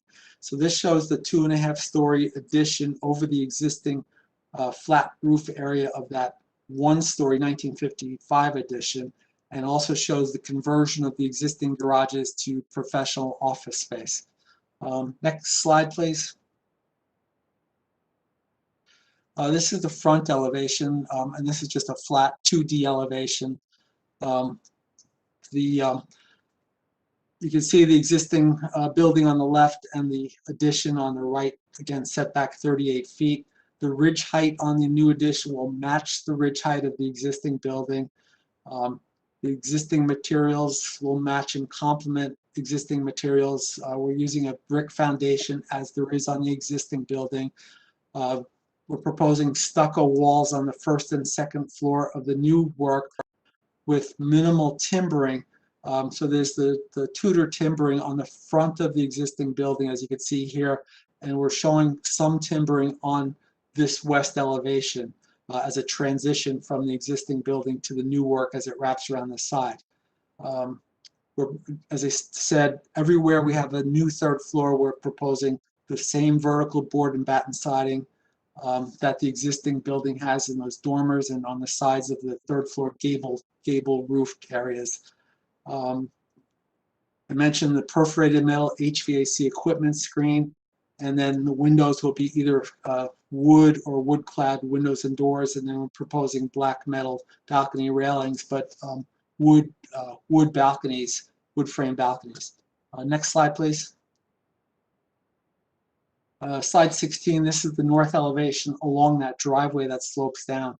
So same thing, the ridge height on the addition matches that of the existing building. The garage door openings will be infilled with glass and glass doors to become attractive professional office space. It's really actually good space inside those garages. The exterior materials, as I said, with the other elevations will match and complement the existing materials. It'll be primarily stucco. In this case, at the some of these infill areas, the vertical areas, we've used a horizontal wood clapboard to break up the stucco to separate the existing building from the new addition. And then we've also incorporated a metal hood or metal sloped roof or above the window pairing at the first floor, which matches the metal hood or sloped roof above the window pairing at the front, towards the front of the building. And you'll see that as we go around the other elevations. Next slide, please. This is the rear elevation or the east elevation. This is the one that faces the municipal building. And again, the ridge height matches. We're putting the 2.5 stories above the existing 1 story. So we're, it's a 3.5-story building. For zoning, I believe we're being asked to call it a 4-story building. In this case, we have the brick ground floor at the foundation, and then we're supporting these 2 large gable roof structures with large brick columns with stone bases to anchor those 2 gable roof structures. And again, we have another metal roofed hood or sloped roof above the pairing of windows at that main first floor level. And then you can see the existing garage as is seen from the municipal building parking lot. Okay, next slide, please. This is the south elevation. This is a view from Claremont Avenue if there's no building at the drive-in bank facility and if there's no landscaping. So in our new addition, the addition that's set back from the facade, that's where we have the first and second floor roofed porches. Everywhere else we're proposing open balconies, but in this case we're proposing the roof porches. And just like I said with the others, the materials will on the addition will complement the existing materials. Set the brick foundation, first floor, second floor walls are primarily stucco, third floor walls are the vertical board and batten siding, perforated metal HVAC equipment screen. Same windows and doors, wood or wood clad, and the black metal balcony railings, and then the metal roof hoods again above the paired windows at the first floor on this south elevation. Next slide, please. Next slide is we're proposing one ground-mounted sign towards the front of the property. It's shown in the site plan. And this is an identification sign or a freestanding sign in the front yard. This is a 3-foot high, 4-foot wide, 16-inch wide brick sign with a cast stone base. So the proposal is to have the address of the property, 63 Park Street. The second panel would state that offices at the rear, and then the applicants are hoping to have 1 or 2 office tenants. They're hoping that one tenant takes the entire office space, but a maximum of 2. So we're showing availability of 2 placards for the office tenants. Those would be 12 inches by 19 inches. And we're showing at this point, this will either be a plexiglass panel with the lettering attached, or it will be a stainless steel panels with the lettering attached. And then since we're using the cast stone top with a drip edge, we're calling for a small LED thin strip under that cast stone overhang to have a soft glow over the lettering. As far as the other lights, the civil engineer has called for site lighting. If you look in the center of this slide, it has pole-mounted lights, LED light fixtures, type A, B, C, and D, which are shown on the site plan, or the civil engineer's site plan. Those are 15 feet above the ground. And then we have wall-mounted sconces that center type C and type E. And those are traditional wall sconces placed at certain key points around the perimeter of the building. They'd be placed 7 feet above floor level, and they would both illuminate some of the balcony spaces and some serve to provide some soft illumination on the building. Type G is we're proposing some soffit mounted lights. The gable roof overhangs are pretty large, and especially where we have the gable roofs at the balconies at the east side of the rear of the building, rather than the wall-mounted sconces. Since we have a lot of glass there, we're proposing to have soffit-mounted lights underneath the gable ends. Next slide, please. So this property, this project will be subject of an application to the zoning board. So the zone is the OR3 zone, and residential uses are permitted as a conditional use within the zone. We comply with almost every condition within the requirement. Building must have a residential appearance. We're not changing the existing front. We don't meet the second requirement, which is that residential use is not permitted on the first floor. That will be argued at the zoning board.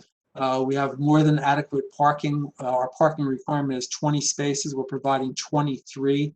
And then once we're attaching the existing building to the garage structure in the back, we'll have a side yard setback variance also, since the garage is closer to the property line than is allowed. In the zone, a 2-story, 35-foot high building is allowed. This building is actually it's a 4-story building. We're matching, and it's 38.93 feet. So we're matching the stories that are there. It's either 3.5 stories, but I believe in the zoning memo it describes it as a 4-story building for the purpose of a variance request, and it is 38.93 feet high as measured all the way around the perimeter of the building, and that's existing, and we're matching that existing condition. Next slide, please.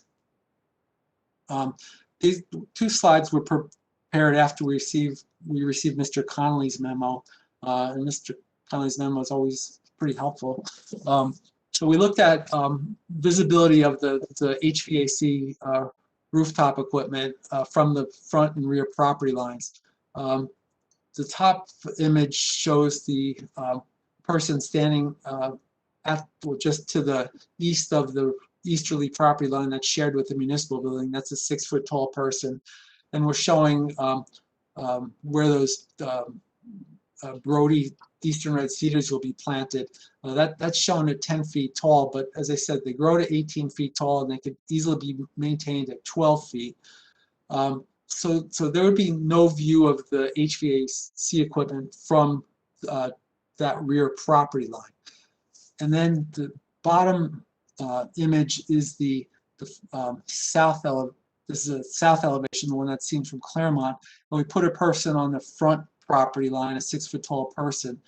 And as you can see, looking up, they would not have a view of the HVAC equipment. And we placed it on the new addition because we thought it would be least visible. However, when we have this view angle, the second view angle, we show that diagram that says roof plan view of HVAC screen. So there would be a view within that light colored triangle, that trapezoidal shaped triangle. Someone standing, as you could see from that front rendering, there would be a slight view of the HVAC rooftop equipment from within that viewing angle A. So it's a small area. If you're driving by, you'll see it quickly. If you're standing out on the southwest corner of the property, that's where you would see that portion of the HVAC rooftop screening. So we did that to show, to help us to know exactly what you would see and to help you know what you would see. Next slide, please. Next slide is labeled Window Muntin Studies. We spent a lot of time looking at window muntins. As Mr. Connolly stated in his memo, first choice always is to match the original window patterns. So the bottom image is showing matching the muntins as they are now. There's a mixture of 6/1 and 8/1 double hung and casement windows on the building. We're proposing to keep the two bottom left windows as they are. They're in good shape. They're nice windows. All the other windows in the building are single glazed windows, not in good shape. The building took a lot of abuse when it was offices. So we're proposing to replace every window in the building. The existing buildings, the existing windows are all single glazed with aluminum storm windows, triple track storm windows. So we've studied many muntin patterns for the building. We like the one on top, which is proposed. We thought it provided more glass area. It's less obstructed views for the tenants, and it's in keeping with the 2021 adaptive reuse. We understand Mr. Connolly's comment that to look at the original muntin patterns, and the applicants are willing to keep the original muntin patterns. And I defer to the board for some opinions, but we like the one that we proposed, but we're open to keeping the original muntin patterns on the entire building. And then next slide. So this is the last, right, this is the last slide. This is that 3D view. And as you can see, this is the one point where you would see that rooftop equipment screen.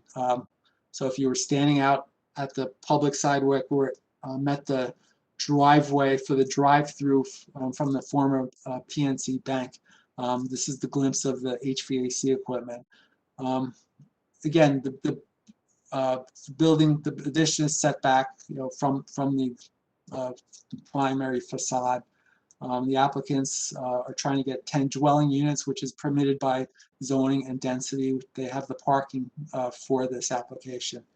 So I'll open it up to questions and try to make that quick. Thank you. Okay, thank you, Paul. Thanks a lot. Why don't we start with Mr. Reynolds? Do you have any questions? John? Unmute here. No, I don't. Thank you. Okay, Ms. Kane-Levy?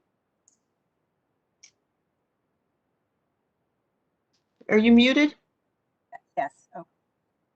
I'm curious to see what exactly at the intersection of the addition with the historic house, what features will be lost at the connections? So. Okay. And Paul, just for your benefit, I have all your plans. I have every access to everything. Okay, if we could, Graham, if we could go to the very last page of the submission, which is existing elevations. Of the plan set submission? of the plan set submission. So it's the 11th page of 11.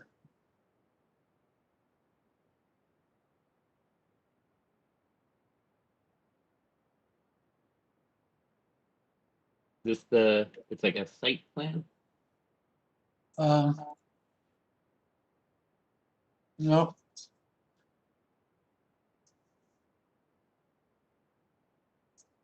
Graham, that's not the latest. There should be the July 11th. Oh, okay.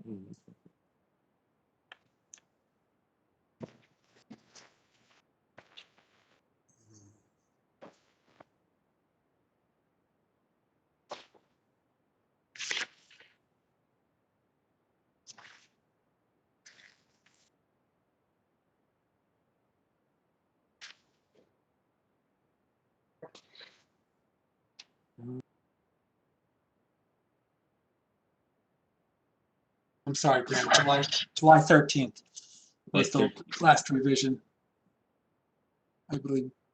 Lisa, I think that was filed on the 19th or 10 days before. Here it is, yes.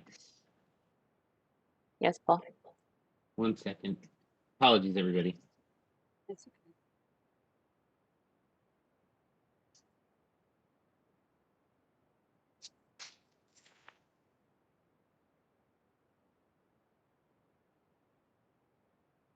There we go. And it's page 11 of this. Here it is. Okay. Okay, thank you. Sure. So Ms. Kane, leave you the question is what features will be lost? Yeah. Starting with the north elevation, which is the top right. Thank you. So the existing will remain as is, ending at that large gable structure. Where Graham, right?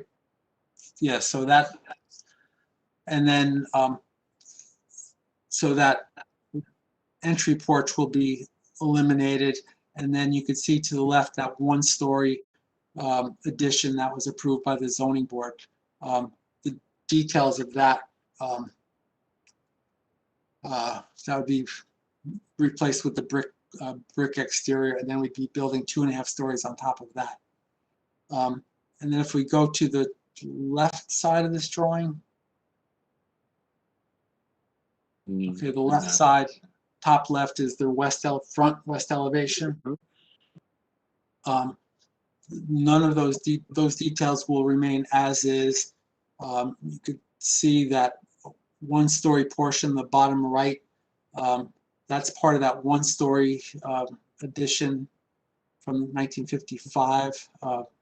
So that will no longer be visible because we'll be constructing our 2.5 story addition to the right of the timbering on the second floor of this building, but set back 38 feet. So the addition will be where that door is shown at the ground level from that 1955 addition. So none of these details will be missing. We go to that one, the south elevation. Currently, there's fire escapes on that side of the building. The fire escapes will be removed, and then we'll be adding to the right of those fire escapes. We'll start the new addition. So the new addition will be where that one-story addition with that timbering is at the ground floor. That 1/1 window, and then the two 1/1 windows. That's where the addition will be. Okay. So we're not losing any of those details. And then if we go to the last elevation, Graham, which I think is or did we do them all? No, we didn't do the east elevation, the rear elevation. So the rear elevation, we will be losing the hip roof at the third floor because we'll be building behind that. So that hip roof will no longer be visible. And then the gable in the center will no longer be visible because we'll be building to the rear of this east elevation. So we'll be losing that existing one-story addition. We'll be losing that existing gable roof in the center because we'll be constructing our new addition to the east of this east elevation. So as far as details, I think that's probably the most significant detail because, as Mr. Connolly said, the verge boards or the rake ends of the gable-shaped roofs have some pretty nice detail in them, and we'll be mimicking that on our new work. It's one of the nicest things on the building, actually, the gable end structures. Got it. Okay, so did I answer that? You did. You answered it well. Thank you very much. Thank you. All right, thank you. Mr. Hyman, do you have any questions? No questions. Mr. Rooney? No real questions, thank you. And Mr. Graham? No questions. Thank you. I have a question, Paul. If you keep that up, that rendering, you're showing, is that brick on the bottom, like the foundation, which Yes. doesn't appear when you look at the photograph? Are you adding something to the We're facade? adding brick. We're going to have brick foundations on all the new work to match. We think the brick was a nice base to the building, so we tend to have brick on the foundations of the entire building, except for one place on I think it's the north elevation, there's stucco, and we're going to keep the stucco for a narrow section. Okay, so Graham, can you go back to the photograph that you have of the existing building? Just I think a photo in my memo. Yeah, there is one in your memo. Just pulling that up. Yeah, it's hidden by a lot of landscaping currently. Yes, that's why I couldn't read. It's very apparent here. Okay. Yeah, this is all brick behind all this landscape. Okay, so that's what you're going to now bring to the door and the arch door, correct? Correct. Okay. All right, those are my questions. Well, that's all existing brickwork, right, Paul? Is there Right, any then we're going to continue it around. Oh, around the corner. Mhm. Okay. Right, and also where the arches on the door, that's going to be added. So are you going to match what's there to the or put new brick in? This arch? You were talking Yes. about that? Yeah, No, there's brick in this area already. No, there's no. Kathleen, that's a retaining wall behind those shrubs, a brick retaining wall, Right. and that's that patio that will be the outdoor space for that first floor. Oh, okay. Yes, it doesn't read as a patio. Okay, Yeah, I can't yeah, see on it. the- All I the- see are stairs. Okay. Yeah, so those are existing stairs. There's an existing brick wall surrounding a patio at the front of the building, so that will be enhanced and will remain as the patio. Right. Okay. Where there's that. Yeah, so that will serve as a patio, but we're going to right where Graham's cursor is, to the right of that, Graham, we're going to build up the wall between the building and the existing wall for a little privacy for that patio. So Oh, we'll I match see. the brick wall there. Okay. Okay, great. Thank you. Thank So why don't we move on before we ask for public comment to Tom's comments. I know some of these have been addressed, but maybe you can go over your comments, Tom. Sure. I'm not sure. I did review a different set of drawings and then Right. received a second set. And I'm not sure what memo. I actually had a memo that had much more comments on them, but I think Paul addressed a number of them. And I think, yeah, that's the current memo. My first comment is I looked, but I could not find a historic image of the original building. We could not either. Yeah, we checked at the library. We asked Graham. We checked at the Montclair History Center. And the we reason couldn't find any. the reason for that is because of my comment number 4. The existing window types and button configuration shall remain But what I thought was odd, was a mix of types of windows, and it was just, you know, it's possible that those are the existing windows and maybe not, but that was just, and it looks like you kind of, you know, study different mutton configurations, but, And as I said, Tom, we discussed it with the applicant. The applicant is willing to keep them as you suggested, the mutton patterns that were original to the building. yeah, just the Tudor style and the mix of window types, it just seemed a little odd to me.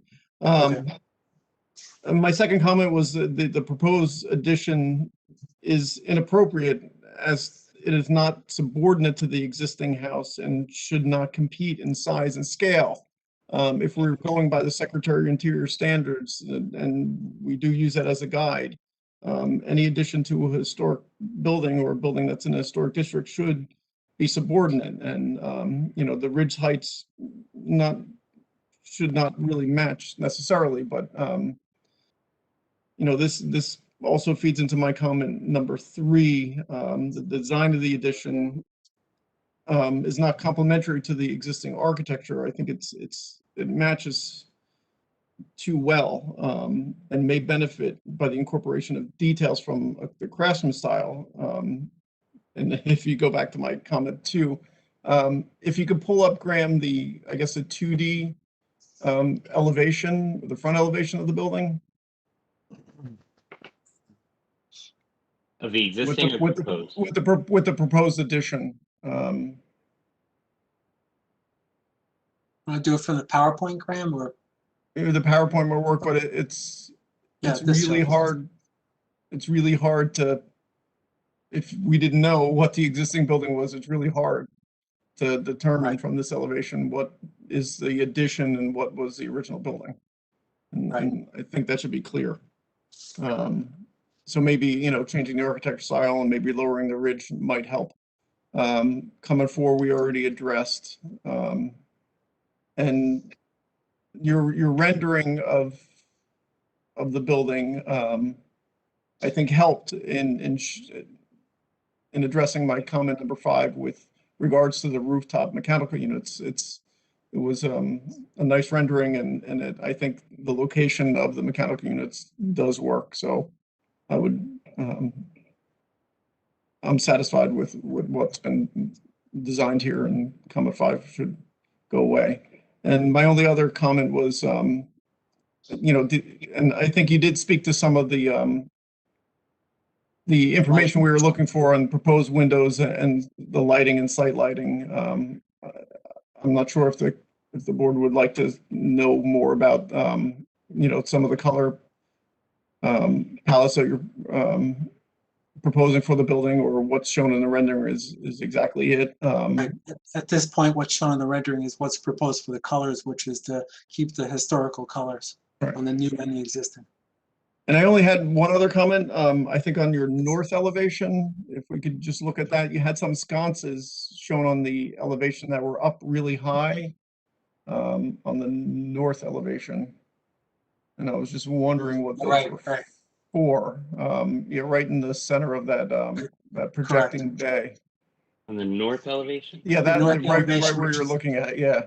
Yeah, the second floor there were the sconces adjoining that the double casement window. Those were to wash the wall. Okay. They're not necessarily strictly an aesthetic item to provide like a wall wash. Not necessary for site lighting. Not necessarily for a balcony for safety.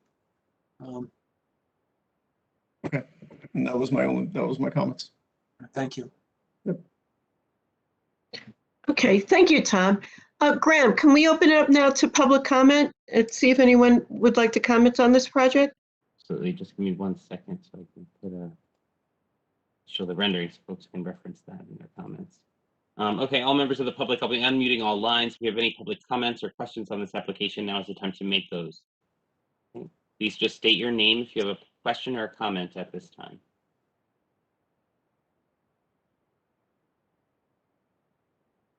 Once again, we're accepting any questions or comments on the subject application.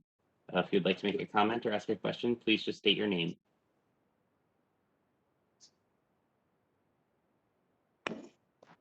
Okay, Chair Bennett, I'm not hearing any requests for comment or questions. Okay, thank you, Graham. So at this point, public comment is closed. Now let's open it up to commission discussion. Let's see, Mr. Reynolds.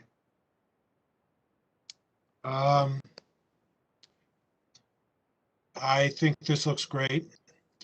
I understand Tom's concern about one being subordinate to the other, but you know, Paul's working with a program here which probably fills up this volume. I think you've done a great job, Paul. My only I looking at this rendering, I might just tend to bring the brick, the highbrow brick on the wall around the corner, and bring it along a new addition a little bit more to tie that in. But Okay, do you understand what I'm saying? I do. It just looks a little like they don't go together, and that's sort of, it does split it apart, which would support Tom, but I would tend to try to bring the highbrow brick because it's a nice feature in the existing house. So Agreed. that's my only comment. Thank you. Mr. Hyman?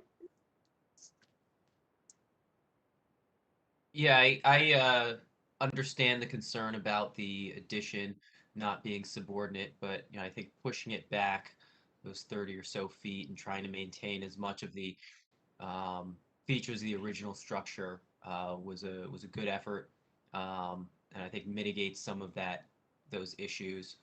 And at the end of the day, as John said, the programming of the development is kind of driving the massing, and the massing is appropriate for the size of the property. So I'm okay with the addition as proposed. Thank you. Overall, echoing John's comments, overall the design is very well done. Okay, thanks. Ms. Kane Levy? Well, I'm glad to see that this building, which I was very concerned about when I saw it went on the market, is in good hands, and the design is quite sensitive. But I do agree that it should be made just with some minor tweaks and adjustment subordinate to the historic house, so that you read the historic house first, and then the addition is an addition. So the suggestion that the ridgeline come down a little bit without changing the volume of the building, but just somehow adjusting the ridgeline so it doesn't look like a continuation of the original house would be an effective way to deal with that. I do think that the historic windows are important, the configuration. Maybe another way to differentiate it would be to do this window configuration in the addition and the historic windows in the main building as a possibility. And then on the north facade, the double gable, I don't know, I was just wondering about, part of the charm of this building is its asymmetry and picturesque quality, and the creation of this very symmetrical condition, mimicking the existing gable. I don't know if there's a way to adjust that would also somewhat differentiate the addition from the historic house. Good comment. Thank you. Mr. Rooney? This is a pretty successful renovation going on here. I kind of like the idea of somewhat changing the window patterns in the addition, which I see in this. So there's a little bit of change there. And also the vertical siding on the third floor. it bothers me somewhat, and I don't really know why. But I think that overall, this is going to really enhance the existing building, and that's what we want to do. Okay, thank you. And Mr. Graham? Yeah, I agree. I think this is a very ambitious project, and I think the changes to the back, the addition, and the changes to the garage are a great improvement. I think I understand the issue of subordinating the addition to the current structure, but I think they've made the current structure really pop and stand out, and I think the addition actually complements it very well. So I think, you know, this is quite the improvement overall, and an outstanding project. Thank you. Yes, and I'd like to add my comment that I think I understand the subordination of the addition to the main building. I think the width of the main building is probably greater than the width of the addition. I don't know if that's true. It certainly looks like at it from this angle, but also from this angle, it reads as though the roof line is lower than the historic house roof line. So I do agree with the comments and also Tom's comment that if that ridge line on the addition could come down a little bit, I don't know how you would be able to work that within the program, but I think that would just add to the overall idea that this certainly is an addition. But I think taking off the double balconies, what you've done with the half timbering, even the cornice, the little brackets that you have on the second floor, really adds a touch of detail that is really nice. It looks good. So I would be in favor of trying to reduce just the ridge line as if you can. And yes, and I do support my colleagues' comments about the windows too, and Tom's comments about the windows. So with that, I think it's going to be a great project, really successful. You've packed a lot of things in this space, that's for sure. Can I just make a comment, Kathleen? Go ahead, Mr. Reynolds. Sure, go ahead. Okay. I think this comment about the ridge line, I mean, here's what you see it right here.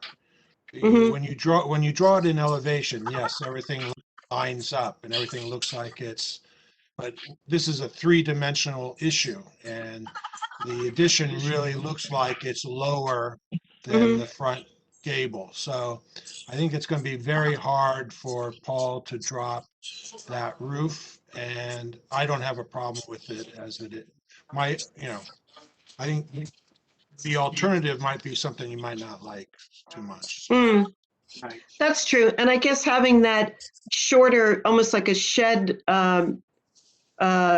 roof across the top, that right there, that also lends your eye to thinking it's not right. No, but I think from this angle, you certainly see the when it's low, that it's lower. So yeah, I agree with you. John. All right. What about go on ahead. the elevation though? The view from looking. Graham, could you put the north elevation back up? The north elevation. Second. We don't have a rendering of that. We only have it in. Well, the flat, the 2D view. Right. The double gable. Yeah, the one along the driveway. Yeah. Just a question, Paul. I don't know the visibility of this facade. Right. Yeah, you would see this if Shamra and Muna was not there. Right. Yeah, I think this street view is probably the best for us to find. Right. You don't really see it.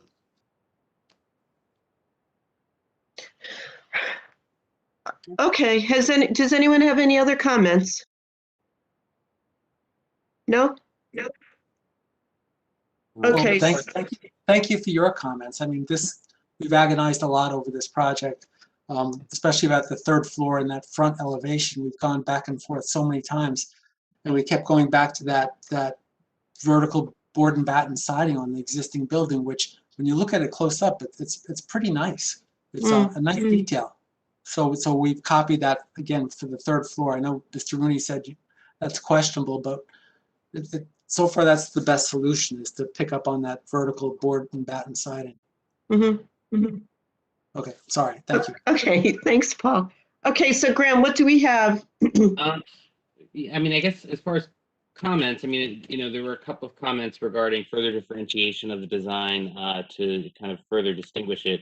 I've heard some mixed opinions on that. I think that the ridgeline comment, I think we've kind of addressed, but I don't know if my thought was that we could incorporate kind of a tweaked comment for Mr. Connolly's letter, his comment number 3, I'm thinking, and just reword this to say the design of the proposed addition should be revised to be more complementary through differentiation of the window treatments we talked about, or other material elements to further differentiate. But I'm not sure if that was a comment that the commission wanted to convey up.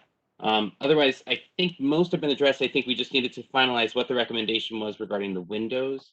And then I think our overall overarching comment that we typically request from the board is that the applicant return for a final review of all finished materials at the site. Yeah, so let's discuss the windows a little bit more. Why don't we start back with John again? What was your comment about the windows, John? I didn't have a comment about the windows. Do you have one? You don't?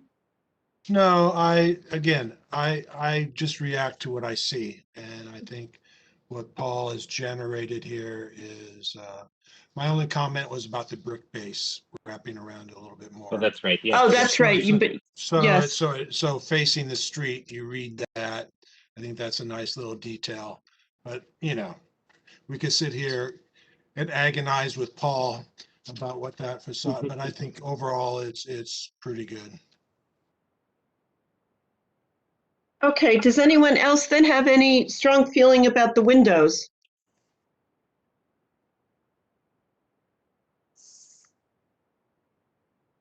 No? Okay. All right, I guess, Tom, what was your comment about the windows? I thought it was odd with the existing building had a number of different window types. And I was wondering if there was a historic photograph so we could determine what they were. It just seemed a little odd to me, that's all. So are you suggesting it's possible that historically it could have all been cases? Some of them may have been changed, yeah. It's hard to tell. Unless I got up close to them, it's hard to tell from the street. Right. Okay. So what is shown then is acceptable. What? Yeah. If we don't have any historic evidence of what was there originally. Right. So okay. we could say that the proposed they are casement operation. Is that what you're proposing? We're proposing casements. Yes. Yeah. I guess we can rationalize it by saying it's in keeping with the age and style of the historic house. Yeah. Okay. All right. Thank you, Paul. This looks like it's going to be a great project. Thanks. Yes. Okay. Right. Good night. All right. Thank you. Good night. I'll see you in an hour, I think. Yes, you're here still. Number F. Okay. Oh. Okay. So moving along, zoning board application 2746, 117 Gordonhurst Avenue, private owner. It's a bulk variance of maximum building width for 2-story addition to a dwelling in the R1 one-family zone. This is in the Wildwood potential district. Wildwood Avenue potential district, and Wildwood Avenue was primarily built, Wildwood Avenue area was primarily built between 1910 and 1929. Overall, the area consists of 2 to 3 story houses that exhibit a range of architectural styles and features. A number of these properties are Dutch colonial, revival style residents that exhibit similar to architectural features as located in the Tremont area. A number of houses, oh, well, that's Summit Avenue. The primary architectural materials in the area are wood, brick, stucco, stone, and I'm reading from the historic preservation element of the township master plan. So who do we have here to speak to this application? We have Mr. Kopek, the architect, Mr. Daniel Kopek, and Mr. The homeowner is here, Mr. Thomas Truxillo. Can you hear us, Mr. Truxillo? Yes, sir. Okay. Okay, before Ira swears you in, the project, let me just describe the project. The applicant proposes to construct a 2-story addition to the east side of the existing house. The existing front door is to be replaced with a new door with a side light. The front porch will be expanded across the proposed addition. So you two gentlemen are to be sworn in now by Mr. Karasik. Gentlemen, would you raise your right hands, please? Do you solemnly swear the testimony you're going to give this commission is truth, whole truth, and nothing but the truth? I do. I do. Okay, could you each state your name again so we have you on the record? Go ahead, Tom. Thomas Truxillo. And Daniel Kopek. Okay, thank you so much. You can proceed. Thank you, Mr. Karasik. Mr. Kopek, would you describe the project as, you're the architect, correct? Yes, ma'am. Thank you, Ms. Bennett. Okay. I think you let us in with a great intro. The house, as Mr. Connolly describes in his report, is a craftsman or perhaps Dutch a colonial revival or perhaps Dutch colonial revival. We're proposing to expand the project laterally to the east. Mr. Kopek, if you could just speak up a little bit. I'm not sure if your microphone is. Sure. Can you hear me? Yeah, we can hear you a little bit better, so just speak a little louder. All right. We're looking to maintain the character and massing of the existing home, match the proportion and size of the existing windows as we extend the building to the east. We'll maintain the existing roof lines, extend the existing front porch across the building, maintain the existing character insofar as the first floor is clad in wood clapboard and the second floor is clad in shake. I know that Mr. Connolly's report had 2 questions. One was regarding the material of the porch. The existing porch is wood construction. We intend to maintain the wood through the new extension of the porch. The other comment was regarding shutters on ganged windows. I agree with him that historically that's not always the most appropriate thing to do, although the existing home has those shutters and we were picking up on that element in the existing home when we elected to propose shutters for the new windows. Shutters are a historically appropriate element for this type of home. Typically, if we had to put shutters historically onto a ganged window like that, we could do a bifold shutter. I don't know if we'd want to do that, given that it might be, in my opinion, our thinking was to match what's on the existing home. I think that the summation at the introduction was pretty extensive. I don't think we have more to add to testimony this evening.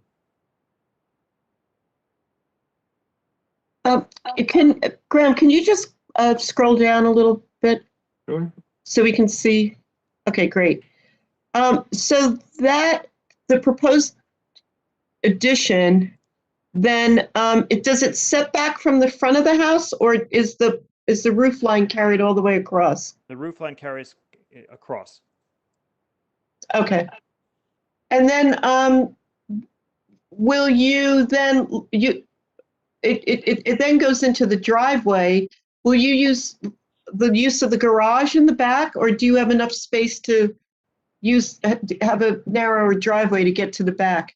We have enough space to maintain a driveway to the rear. That garage is currently not utilized, and the intent is to, and actually the driveway does not connect to the current garage. The intent in a subsequent phase is to center a new garage on the driveway. Okay. You can see that on sheet G100 on the site plan.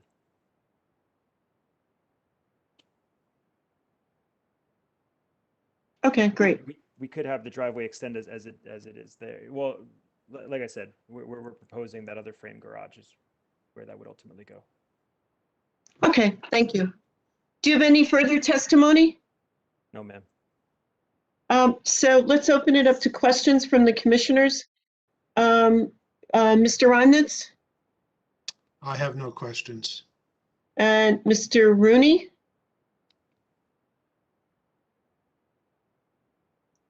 Steve? Yeah, You're I'm muted. on mute. I think it's balanced nicely. No, I have no questions.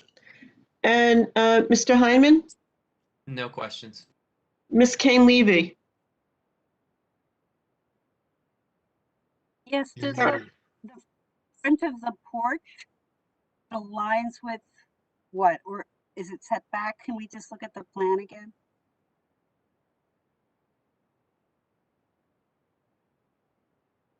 So the porch it lines up with the existing front porch. So where the existing is up to that first column. Okay, so the porch aligns, but the addition is set back from the front of the house. The addition aligns with where that primary wall is on the front of the building. There, I imagine there's that vestibule that projects out into the porch volume. Correct. Okay. All right, that was my question. Thank you. And Mr. Graham? No questions. Okay, I have another question. The foundation on the existing house, what is that? There's several different materials on the existing house because there's been additions to this house. Some of it is textured concrete block, and some of it is smooth parged stucco. The intent here is to do the addition in a parged stucco in a color that matches the sort of brownstone color of the rest of the foundation. So it would match the front of the house, correct? Correct. Okay. Any further questions? No? All right, Mr. Conley, could you go over your comments, please? Well, my first comment is I thought the addition was well executed, so I have no problem with the scale or the design of the addition. But I should just like to, and we covered comment number 2, but the shutter question, I think we should be consistent in what we recommend, and shutters on grouped or paired windows.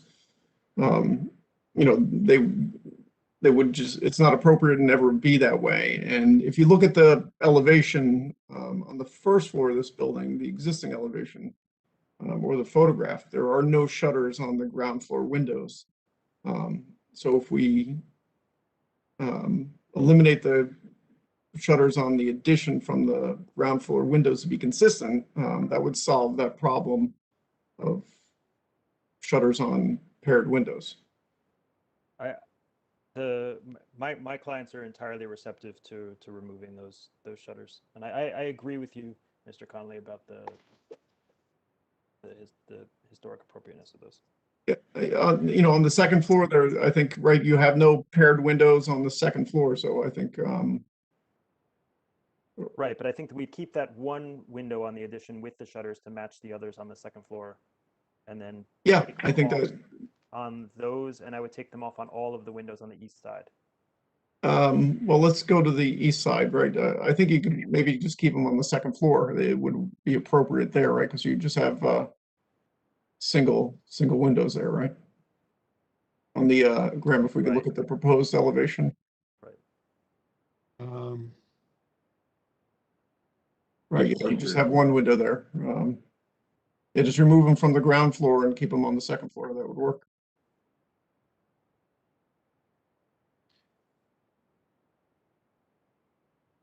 And that's it, yeah. Okay. All right, thank you. Graham, maybe, can we open it up now for public comment? Sure. Just give me 1 second. Okay, all members of the public will be now accepting any public comments or questions on this application. Just state your name and we'll let you make those comments. Oop. Hang on. Oop. Hang on 1 second. Click the wrong button.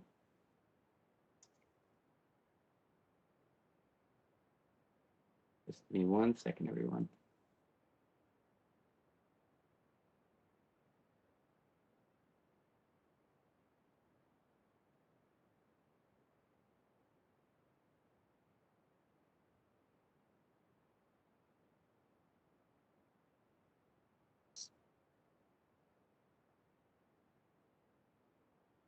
Okay, sorry about that. Okay, all members of the public, if you'd like to make a comment on or ask a question on this application, please state your name. We'll let you make that at this time. Once again, we're accepting any questions or comments on this application.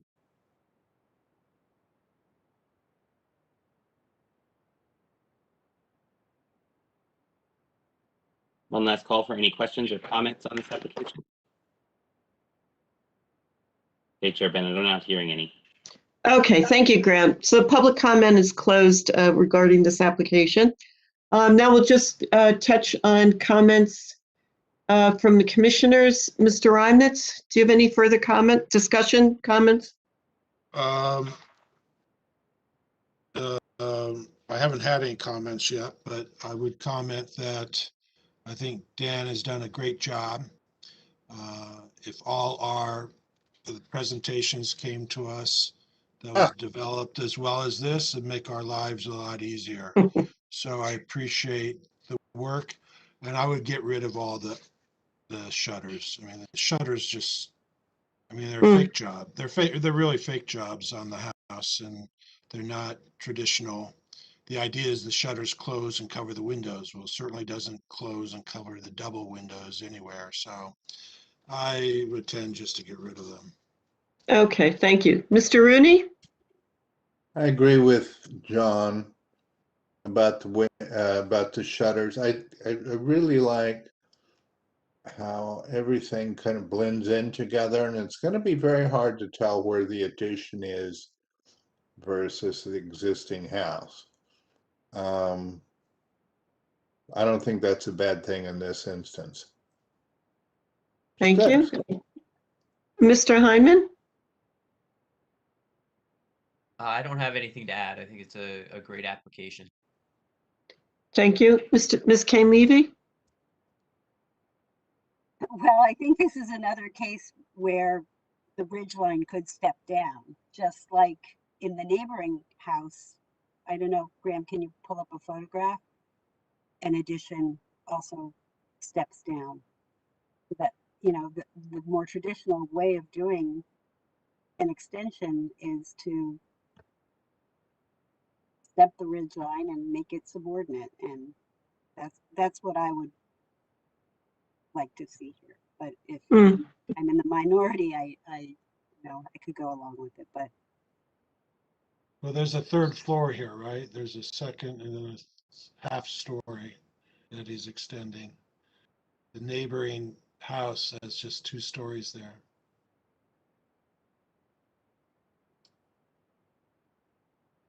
well, you know, I do think it would be nice to see a separation as opposed to not know where the addition was and where the original house exists. Okay, thanks. Mr. Graham? I think that's a good point, but I think it's well executed the way it is currently drawn, and I think it's I am supportive of the project. Graham, thank you. Graham, can you go back to the rendering, please? Mm-hmm.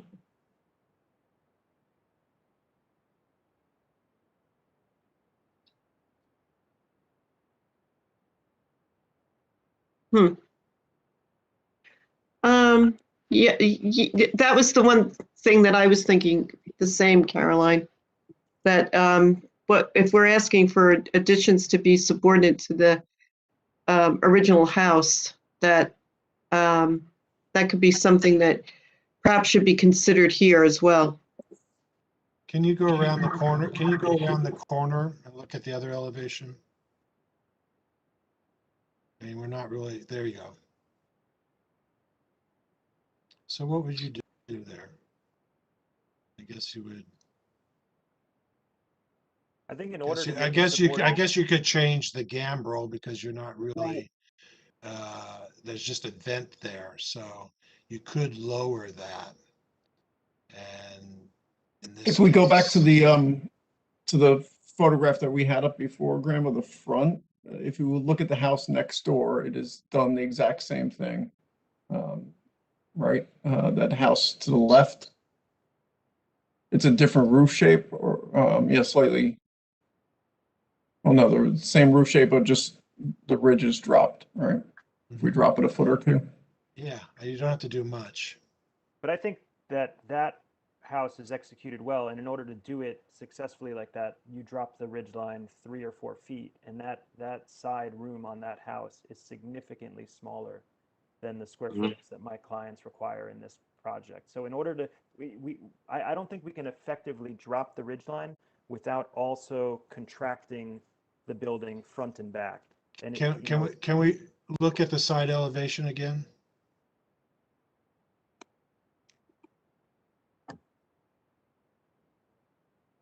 So if you make the break of the top part of that gambrel down lower, you're not going to affect the volume of that space underneath. Well, if we just change the upper, what you're saying, John, is to take that upper roof, maintain the exact pitch, and just drop it a foot or so. Yeah. And then tie it into the secondary slope of the gambrel wherever that lands, a foot down. Yeah. And keep the rest of the construction the same. Yeah. I know what you're doing. I'm trying to appease people on the commission that really have, they want, yeah, well, I would keep the same slope. Just drop it down. No. Take the same slope, Graham. And just drop that point down. Connect it to the yeah, take that. Keep the same slope. Okay, and just bring it down. I didn't go to architecture school. Just push that down and connect it back to the gambrel. I mean, it's. But we have to take those, essentially those dormers in the front and rear drop as well, and then the alignment on that dormers front. Well, the dormers so front and rear. It's that entire roof line, right? If you. Oh, so what you're saying is that the gambrel front there, no, that comes. Is this a? Oh, so I'm just reading the. Yeah, so dropping. It's not really a roof. It's not really a roof, is it? It's a. No, that's just. It's a fake. Yeah, okay, that's common. Okay, I don't think there's much that can be done. I think this is a good solution. Well, then I agree. I think it's a good solution as well. So we'll go with Mr. Conley's comments about proposed addition compatible with the architecture of the existing building in scale and design. And then the shutters should be avoided. And did you tell us what the proposed material is? We did. We're going to match the tongue and groove porch floor. That's wood floor there. Okay. Nice. So I just had two quick questions. Sure. One, procedurally. So on something like that, obviously we're going before zoning next week. I won't have time to amend these drawings for that, but Yeah, when we understandably apply, so. we So write yeah, notes I on can it. just explain what's going to happen, Mr. Kopech. So following tonight's meeting tomorrow, I will prepare an advisory memo that will go out to the Board of Adjustment and also to you that will contain these two requested conditions. So the memo generally will summarize the proceedings, say the commission was generally in favor of the application and felt that the proposed addition is compatible, and then request that the shutters be eliminated as part of any approval rendered by the board. The Board of Adjustment during their proceedings will make reference to the memo and say the HPC has provided a report. Are you aware of the report? Yes, you are. Do you agree to the requested conditions? They'll answer yes. And then that will become a condition of the Board of Adjustment's resolution granting any variance relief should they approve the variances that are sought. Thank you. My second question, if you could just go back to sheet A200 quickly. Sure. Since we filed this with you, I've been working with the clients on one possible adjustment. And if we look at that east elevation and zoom in on the rear portion of the addition there, I've got, we're looking at possibly aligning the rear or north side of the second floor with the rear of the first floor. So that roof there, if you want to get that red pen out just again, would extend out like that, right? So this is not really a question for the HPC. It's going to be more of a Board of Adjustment question. Give me a call tomorrow. We can talk through that, and you can submit an exhibit revising things. But I just need to double check if any additional variance relief is triggered by that. But we can talk through that tomorrow. Thank you all very much. Okay, good luck. All right, thank you. Thank you. Good luck with the project. Moving along, our next application is Zoning Board Application 2752, 115 Lorraine Avenue, private owner Kelley and Harold Reynolds. This is a bulk variance of the maximum fence height in the R1 one-family home. This home is a circa 1917 two-story mission-style single-family residence. It was surveyed in the Preservation Montclair individual surveyed property. And what the client is suggesting to do is to proposes to install a new 6-foot high tongue and groove privacy style cedar fence. But the thing with there you go. What happens with this is that although the house is on Lorraine, the back of the house faces onto, I forgot the name of the street. What street is that? Haddon Place. So in effect, it's a through lot. And what they're proposing is a high fence that would go on Haddon Place, which you would consider to be a front yard, and then to go all the way around to the sides through to down to the house. So do you have those other pictures, Graham?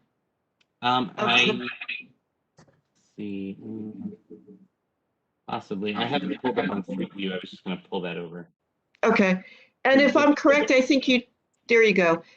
Graham, if I'm correct, I think you said that there's no one here to speak for this application? That's correct. Okay. So here is the yard on Haddon Place. Haddon Place. So in this area, there's an existing chain link fence, which is in pretty poor condition.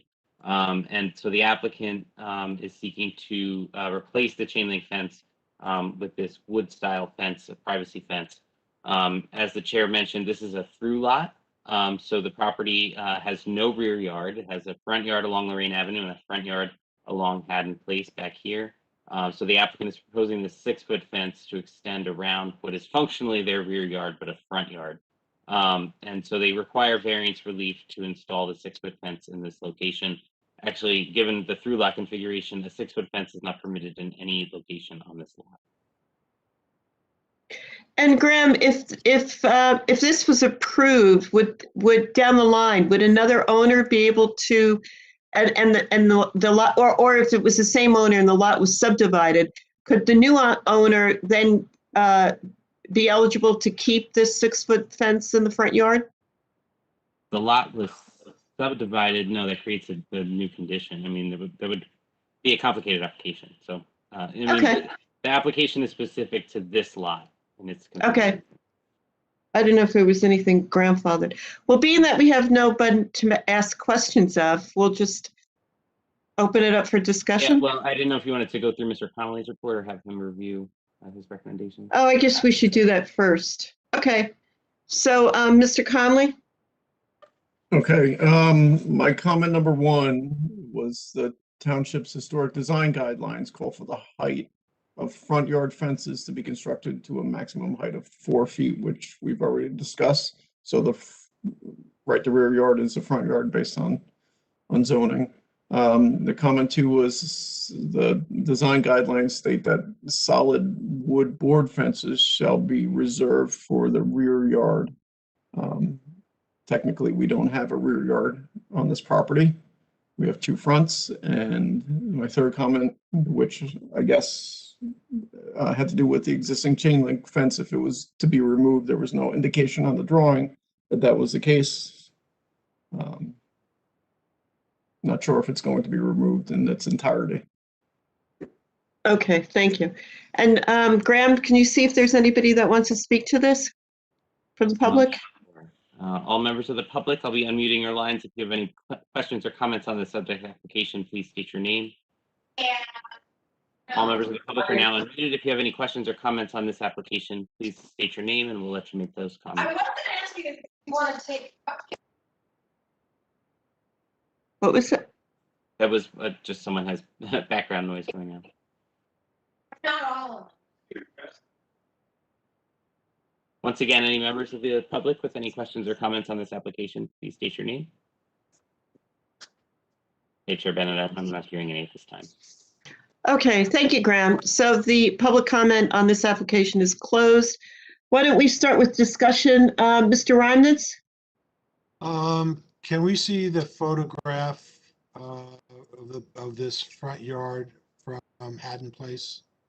Can you bring that up? Okay.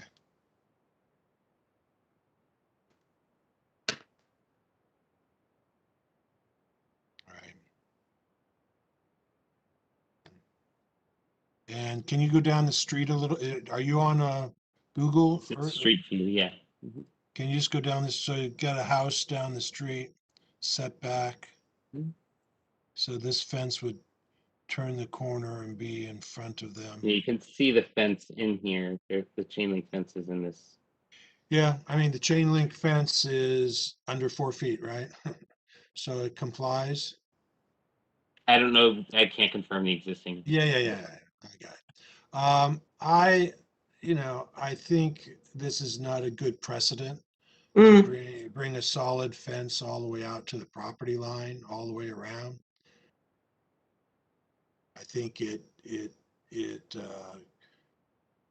obstructs the view of the neighboring houses, which would normally have a view from the set. The whole reason for setbacks is, you're in your house left and right, you can look out at an angle and keep the space open. Now it's going to get closed down on either side. So I would not support this. I think as far as the 6-foot fence up to the setback, I wouldn't have a problem with that. But once you hit the setback, the front yard setback, yeah. If I could just clarify 2 points regarding this. Fences can be installed to the property line. There is no required setback for fence installations. So this fence can be permitted all the way up to the property line. And the second point is in the R1 zone, solid fencing is permitted. So if the Board of Adjustment in this case denies the application for a 6-foot fence, the applicant could install a solid, privacy board fence that's 4.5 feet in height. So I just want to make that clear for the. Yeah. Okay. So they can do a solid fence. But that goes against the our historic guidelines. Design guidelines. Sure. I think that comment just needs to make reference that it's pertaining to the design guidelines, not necessarily. And that's what my comment says. Okay, fine. No other comments. Mr. Rooney? I do agree that A solid 6-foot fence on the property line is too obtrusive. And if they had moved it back a bit, maybe 6 feet or something, and did some landscaping up front, if they're looking for just privacy, I would put in some vegetation that grows up much higher than the fence, and let it be done that way. Just a wall of fencing in through there doesn't really adhere to what the neighborhood is. So, if they could just push it back and then put some vegetation up front, I think it'd be a lot more Palatable. powerful. Thank you. Mr. Hyman? Yeah, I kind of have a question first. Where is the property line in relation to the curb line? You know, is this fence going to be within, is it going to be in front of, the utility pole and, the utility pole is shown here on the survey plan, so just outside. So it's roughly in the location of the existing chain link fence. Okay. You can see the utility pole marked on the site plan. Which I'm having can you trouble seeing show in the that? photo. Can Can you you? highlight that for me, Graham? Oh, sure. So the utility pole is shown right here. Oh, And okay. then this hatched line depicts the power lines, and it says pole here, and then it connects to the house. And can you just show the photo again where the chain link fence is? Because I had trouble seeing it in the picture before.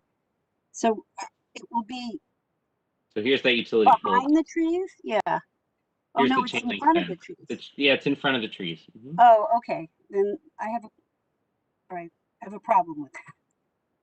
The chain link If it's set fence, back behind the trees, it would be a different story, but it's too close to the street. the chain link fence looks like it's on the property line. The typical right of way goes back about that far. Yeah, this is typically the right-of-way dimension, so that is probably most likely on the property line. But they're still allowed to put a 4.5-foot fence on that property line. What we're discussing is whether, we would recommend that a 6-foot fence be put on that line, which is against the design guidelines.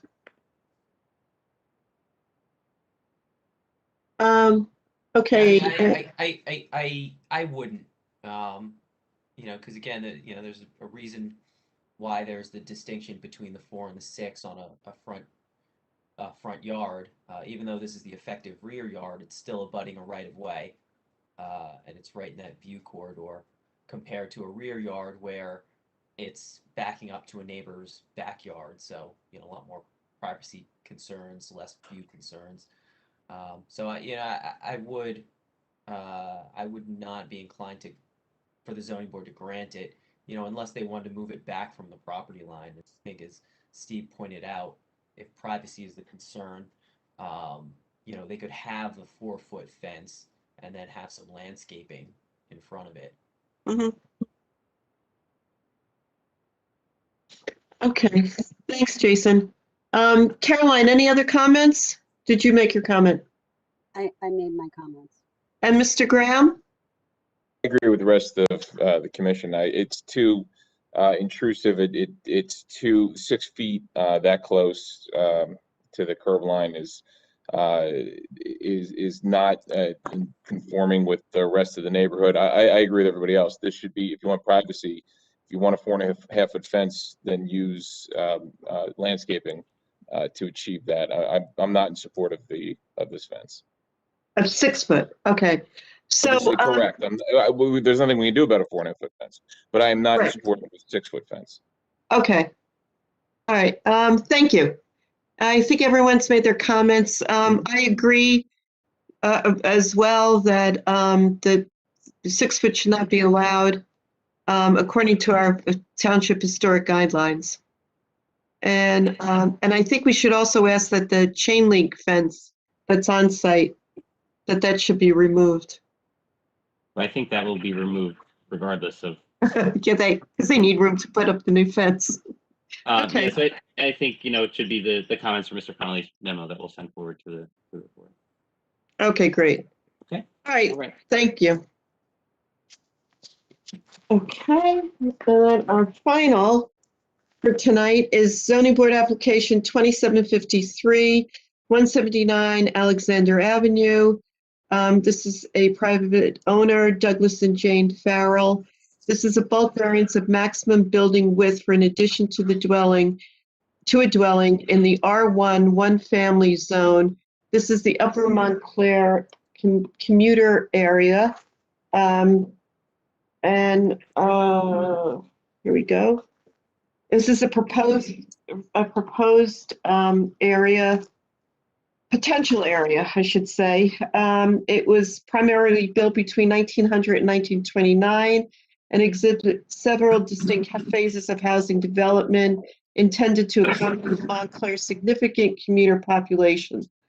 Area consists of 2 to 3 story single-family houses with large front porches, built in a variety of traditional styles, including Queen Anne, Craftsman, Colonial, Revival.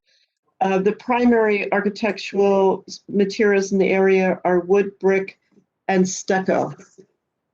And the applicant proposes to construct a 2-story side wing addition with a flat roof and balustrade parapet over the existing garage. The existing closed porch will be demolished. A new first-floor powder room is proposed in the northwest corner of the building towards the rear. Who is here to speak for this application? Paul Sionis is here, and he has a presentation to share as well. Okay. And the homeowner is also here. Mr. Farrell is here as well. Is Mr. Farrell going to say anything? Because Mr. Sionis has already been sworn. Mr. Farrell? Yeah, I don't need to say anything. Well, if you want, I can just swear you in case you get the urge to chime in. I'm sure you guys that? want to hear more people talk at this hour. Well, if you want, raise your right hand and you solemnly swear the testimony you're going to give this commission is the truth, whole truth, and nothing but the truth. Yes. Thank you, Mr. Farrell. Okay, thank you. So, Mr. Sionis, you have another PowerPoint here? Yes, I do. So I put together a brief PowerPoint to help explain the project, incorporating the drawings that were filed plus photographs. So I'll go through quickly because of the hour. Slide number 1. This is an application for 179 Alexander Avenue. The property is located on the north side of Alexander Avenue, just between Norwood Avenue to the east and Valley Road to the west. And this is from the Google Maps aerial view. Next slide, number 2. So it's located in the R1 zone with an 80-foot lot width requirement. And as Kathleen just stated, it's in the Upper Montclair Commuter Area Potential Historic Resource. Next slide, number 3 is the survey map. There's a survey map that was prepared in 2018. The lot's 70 feet wide, 200 feet deep. Currently has a 2.5-story frame dwelling that was constructed around 1919. On the right or east side of the property is an asphalt driveway that leads around to the rear. There's also a swimming pool at the rear center of the lot. And the property slopes from the left side or the west to the east.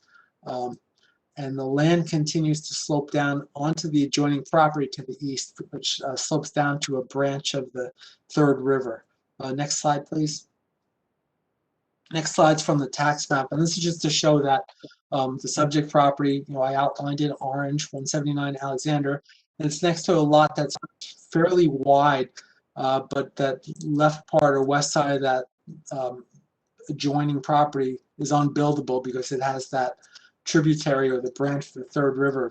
So the neighbors can't construct anything there. The area is covered with large trees. So that serves as a natural buffer between the neighboring house to the east and to this 179 Alexander. Next slide, please. Next slide is a photograph that we took in March. This is the existing front or south elevation as you see it from Alexander Avenue. There's an existing 1-story screen porch on the right or the east side, and that's the subject of this application. Next slide, please.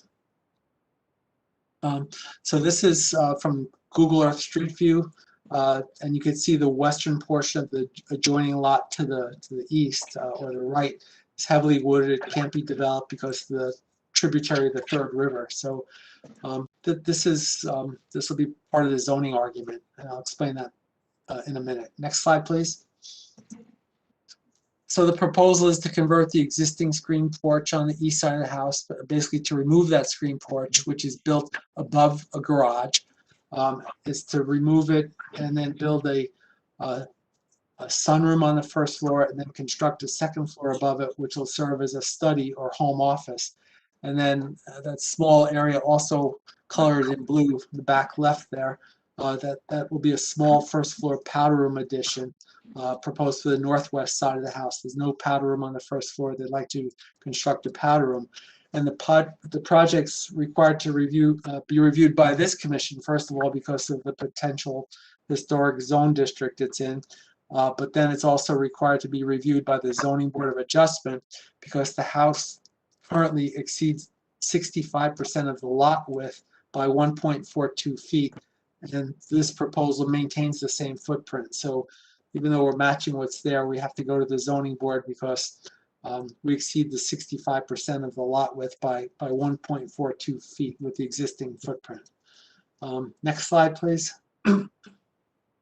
This is the first floor plan. As you can see, on the right side, the screen porch will be converted or reconstructed to a year-round sunroom in the same footprint as the existing. And then the back left there is a one-story 4'9" by 5'6" addition for a powder room. So this is the first floor. Next slide, please. So this slide is slide number 9 is the proposed second floor, and we're proposing a new second-story addition above that first floor, and it'll have the same footprint as the sunroom and garage below. So this would be a study off of the bedroom. And as you can see from the floor plan, and as you'll see from the elevations, there'll be a lot of windows. This is a nice location joining that the heavily wooded area to the east. So the goal is to have a lot of windows, keep this open.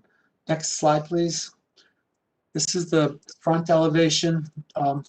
So again, the proposal is to convert that or to change that first floor from a screen porch to a year-round sunroom, and then add a second floor study or home office. And the addition will have a flat roof surrounded by decorative wood railings. And there'll be painted composite pilasters and composite panels on each of the 3 facades with an abundance of casement windows and fixed windows. The windows will either be wood or wood-clad windows. Next slide, please. Next slide is the east elevation, closer to that wooded area. And this shows that the same theme is carried around to this elevation with the same pilasters and panels under the windows. And then the decorative wood up at that flat roof area. Next slide. This is the rear elevation. The left side is the north elevation, which is the rear, showing that the same composition is continued around to the rear, and you can see the garage door below in the bottom left. So this is constructed above the existing one-car garage. And then the drawing on the right side is the west elevation, the one that's closer to Valley Road, and that shows that one-story addition for the powder room. And that would be also a flat roof with the same balustrade above the flat roof of the powder room. There'd be one window on the back of that powder room. Next slide. The next slide of the existing floor plans. Existing first floor plan that shows the existing screen porch. Existing second floor. There's existing bedroom on the top right there. Doesn't show the roof above the screen porch, but would be extended. The right bedroom on the second floor, adding the sunroom, the home office, connecting it to that bedroom. Next slide is slide number 14, the existing elevations of the building, showing that one-story screen porch from the front, side, and rear. that concludes my testimony or presentation. I went through quickly. I just want to point out, we've reviewed Mr. Connolly's memo, which is up on the screen now. We agree with all of the comments and agree to make revisions to be in keeping with the comments. They're just, the only question we have is about number 5, where it says use a pilaster engaged column at the wall to visually engage the porch of the house. But going through these, and sorry, Tom, to take this away from you, but yeah, we agree with each of the comments. The elevations could be simplified, and as I said, the lower floor should be heavier in appearance than the upper floor. We could use create a hierarchy with the pilasters or columns, perhaps using the Tuscan over the Doric columns as suggested. The Tuscan is usually narrower than a Doric column. Consider eliminating the column bases for a full height column, or create a taller wood pedestal. Yeah, I've already sketched the full height. I'm sorry, creating a taller wood pedestal, which would work well. The bases of the column panels should be slightly taller than the top rails or stiles. I agree with that. That would look better, would make this look better. I'm not sure about number 5, only because I may not understand it. I understand number 6 about the face of the parapet aligning with the face of the neck of the columns below. I agree completely. And then number 7, there should be a relationship of the parapet post to the columns of the porch below. Yes, I think that's a goal that would also make this better. So Paul, the classical vocabulary is, it's just rules, yes. right? It's so, I agree. and I think, the design, the idea is great, but it just doesn't seem to be fleshed out with regards to the classical vocabulary, as I mentioned. And with regards to the comment 5, if you look at porches like this, 2-story porches, and when a porch engages a building, they're almost all the time there's a pilaster where the porch meets the building. Right. Just take a look at historic examples of double height porches, and you'll see what I mean. And might when you look at the side elevation, nothing will change with regard to the columns, but the front elevation, there should be, a pilaster where it meets the building. But just take a look at historic examples and you'll understand. No, I agree, and I appreciate the thought you put into reviewing this. We take pride in looking at historical elements, but I think you did a really not complimenting you too much, but you really did a nice job going through this. But then thank you. You took it seriously. Yeah. Okay. Okay, well, thank you, Paul. Now, Tom's already gone over his comments, but why don't we kick it back to the commissioners to see if there's any questions that we have. Okay, Mr. Reynolds, do you have any questions? No, I don't. The only reason you're here is because of this 1 foot 6 inches or 1.6, right? That's correct. Okay, yeah. That's my only question. 1.4. Well, no, also as the design works with the house in the historic district, the proposed historic district. He wouldn't be here otherwise, except he's looking for a variance from the Board of Adjustment. Exactly, right. That's okay, Mr. Rooney? I did the same thing. It is variance he's looking for, and I don't think it really pertains to us. Okay, Mr. Heineman? Paul, Jason? Can you go over that neighboring property that you spoke about, and that it being a natural buffer? You said there's a stream there and it's wooded, right? Right.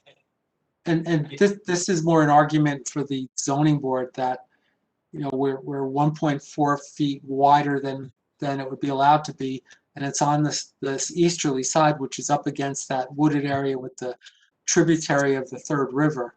So as you see in this photograph, the neighboring house is actually pretty far away for the way these houses on Alexandra line up with each other, with pretty similar lot sizes. But because of that creek or tributary Third River, there's a good distance between the proposed two-story addition and the neighboring house to the east. So that was the point of And what I in showed. terms of vegetation, and again, if you don't know, it's not your client's property.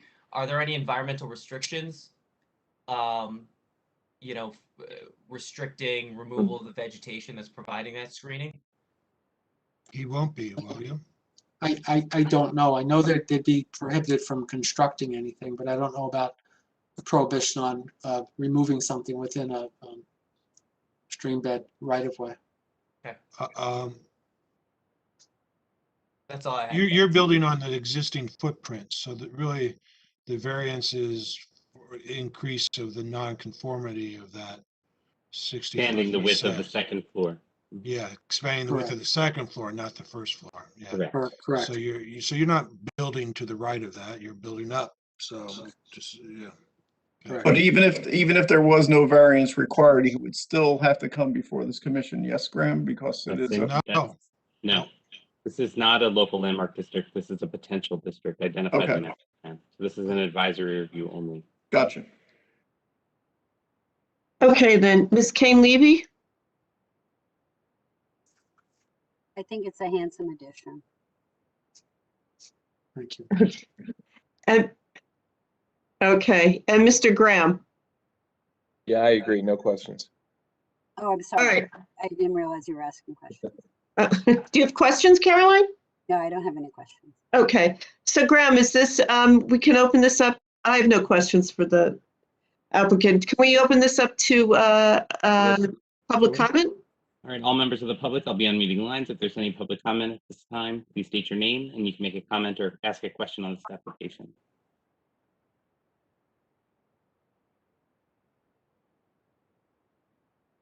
Okay, Chair Bennett, there's no one else besides our last presentation in the meeting, so. Okay, all right, great, thank you. So public comment for this application is now closed. We'll now have discussion from the commissioners. Mr. Reynolds? I think this is an improvement over what's there.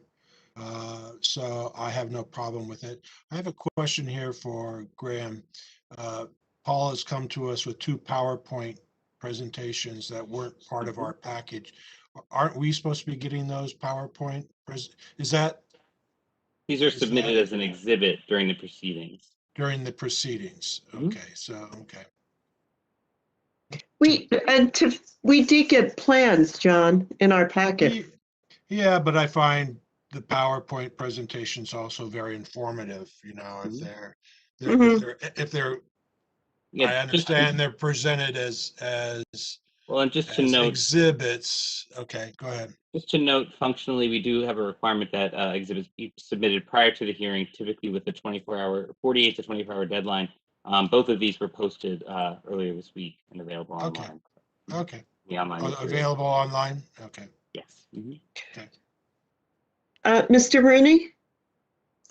Yeah, it's very handsome. For me, I would simplify it a little bit because it looks like the addition is trying to take over from the original building. But I think the massing is correct, and I think that it would be a handsome addition. Thank you. And Mr. Hyman?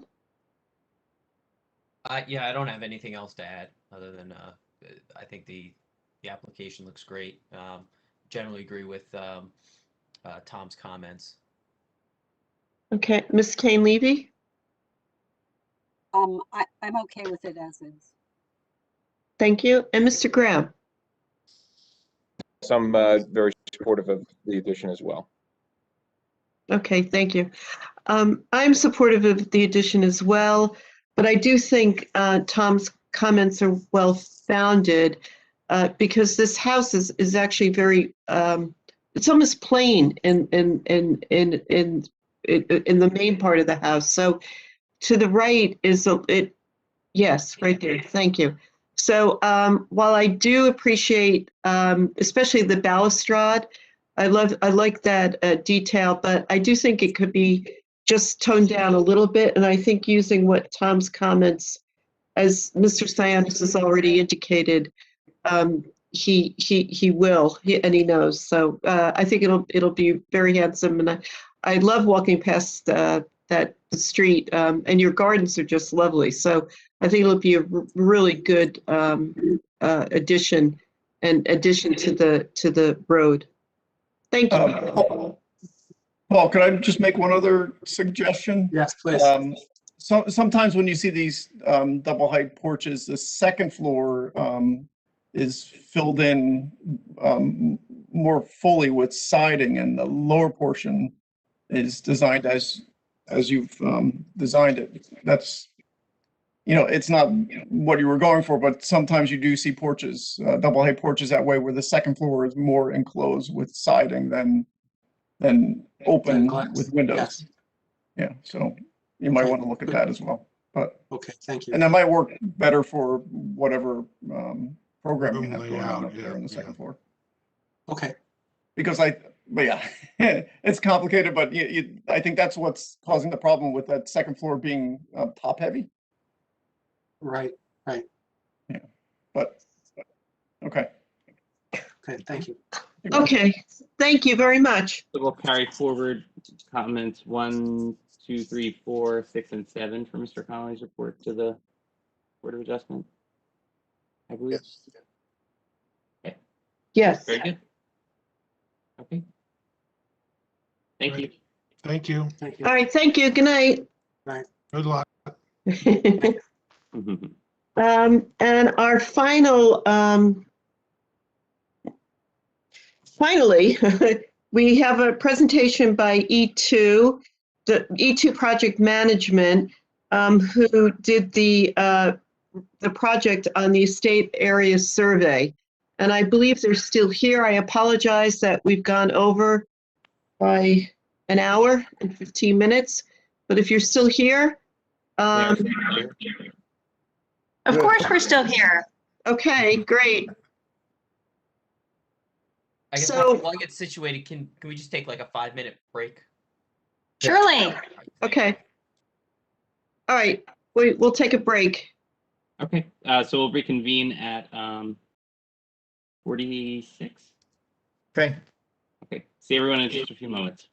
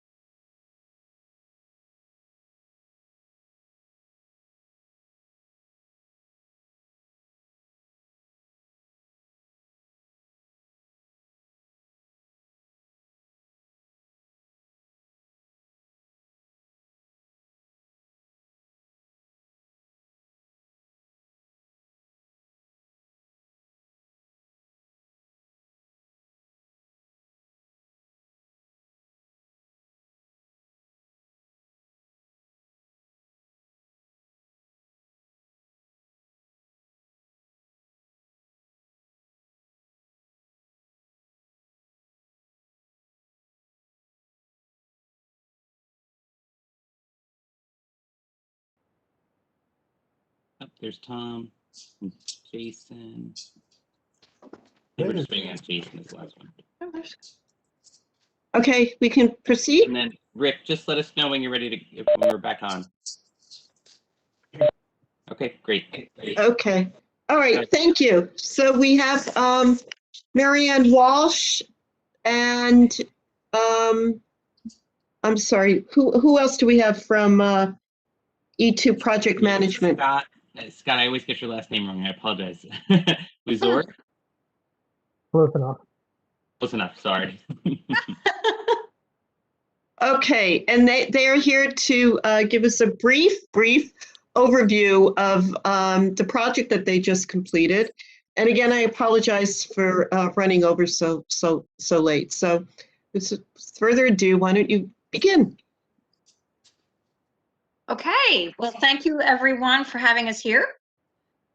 We are happy to present our results from the historic survey of the Estate Area Historic District. As you might have read and seen our final report, the district encompasses almost about 306 properties, and it follows almost exactly, obviously, the boundaries and guidelines that Graham had laid out for us according to the guidelines. And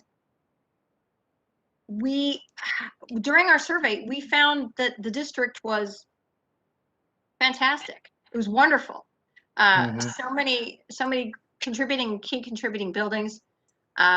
It was a lovely project to work on. So I'd like to thank you again for having us work on the project.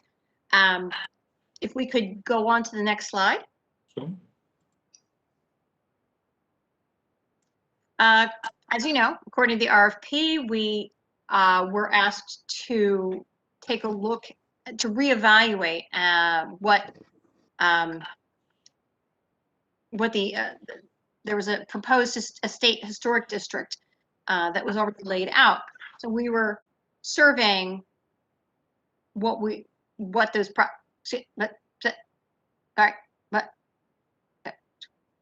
Breaking up, man? You're breaking up. Yeah, I think you're breaking up, Marianne. Okay, so part of our sorry, Here we go.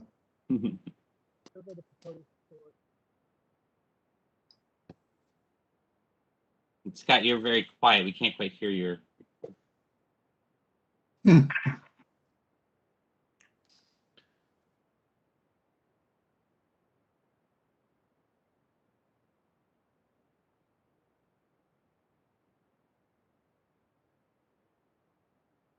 system has had enough.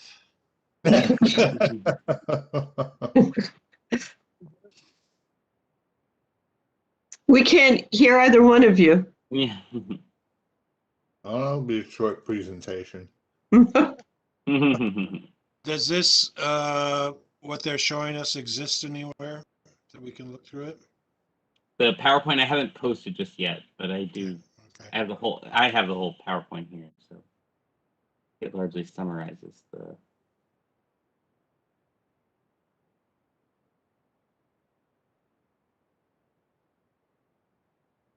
Can you hear me better now? Yes, we can hear you, Scott. Yes. Okay. So I'm not sure if Marianne has jumped back in yet or not. But so our purpose in this survey was to evaluate what was put forth in the master plan or the preservation plan as the proposed estate historic district. And, to do that, Graham had gone through and done a great GIS breakdown of proposed lots, properties that we wanted to look at. And with great exception, we surveyed everything within there, and we only found 2 properties out of the entire proposed district that we felt actually did not fall within the boundaries because they actually were not accessed from inside the district. You actually had to go outside the district, around to another area, and then come back in to get to the property. They were actually associated with other areas.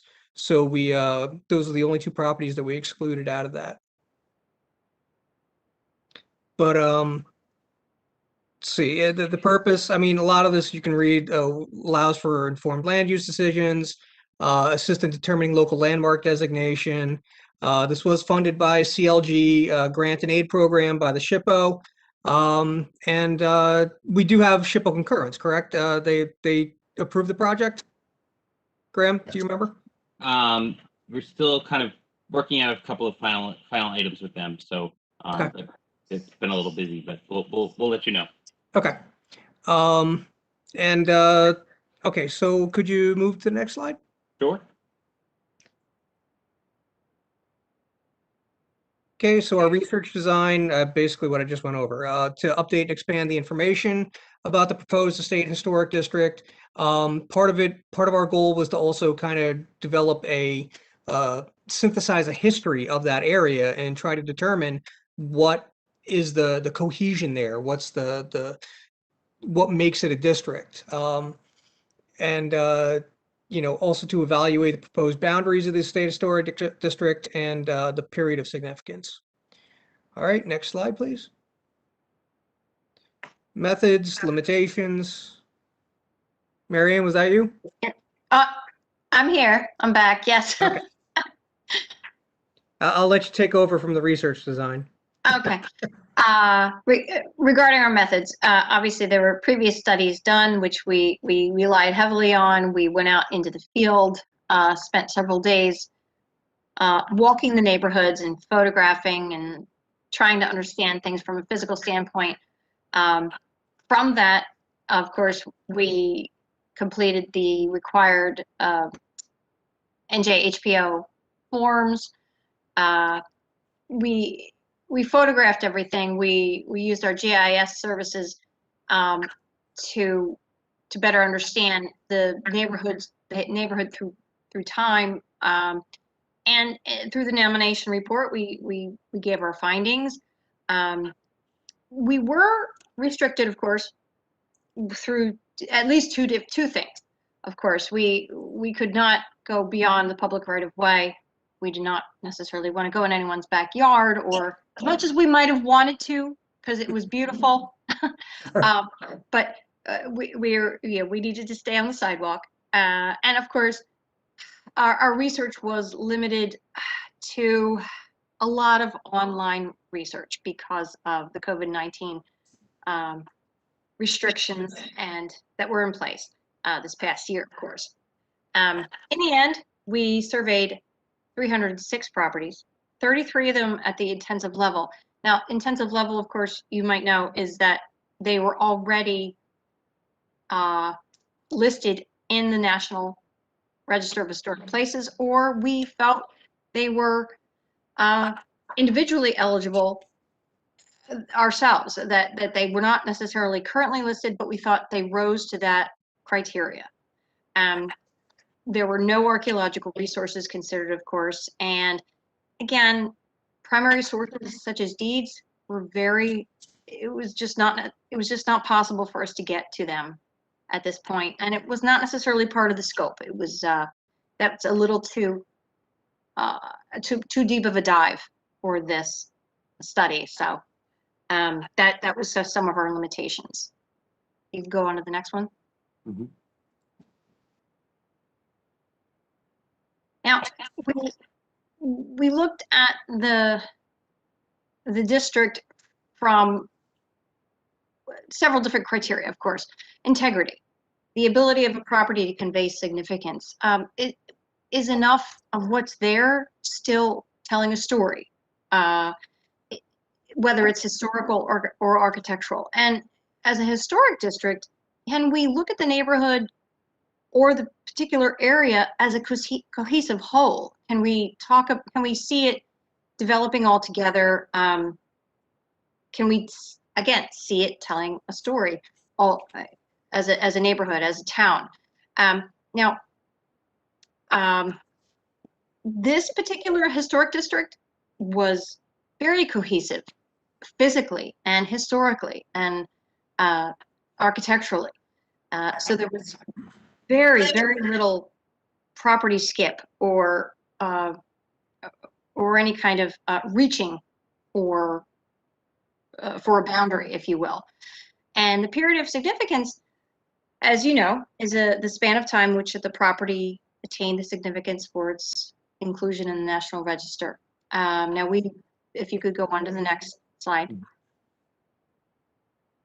Scott, if you'll correct me, the period of significance we landed on was roughly 1885 through 1945. Am I completely off there? I'm sorry, I did not verse Yeah. myself.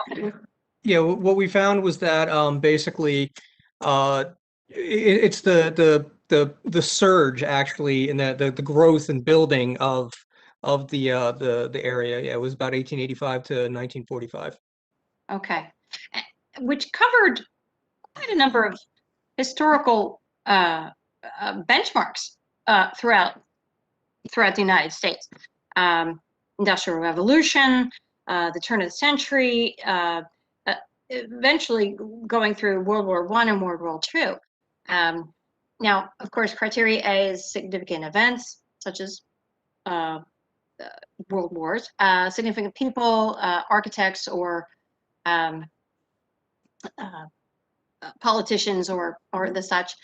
However, we found that the great majority of the properties were significant and qualified for inclusion through their distinctive characteristics under architecture, under construction, the work of a master, and ultimately, as a whole, as a historic district, they were a distinguished entity that spoke to the history and the story of Montclair.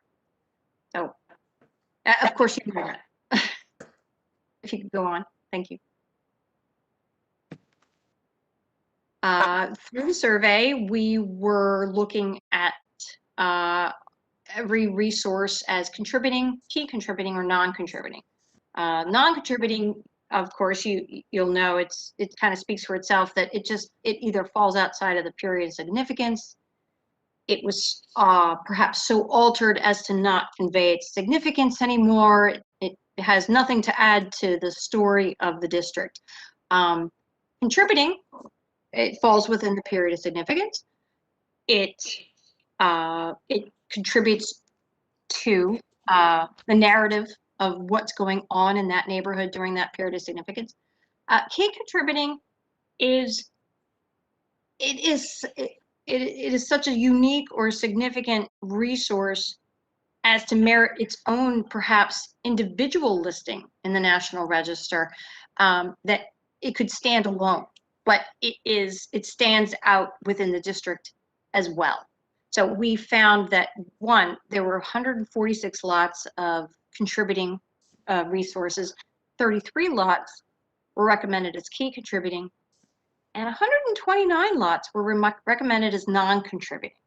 And from what I understand, it's not so much that they were non-contributing because of lack of integrity, but rather a lot of them fell outside of the period of significance, from what I understand. Is that correct, Scott? Yeah, a lot of that 129 were structures that were built basically 1950s or later.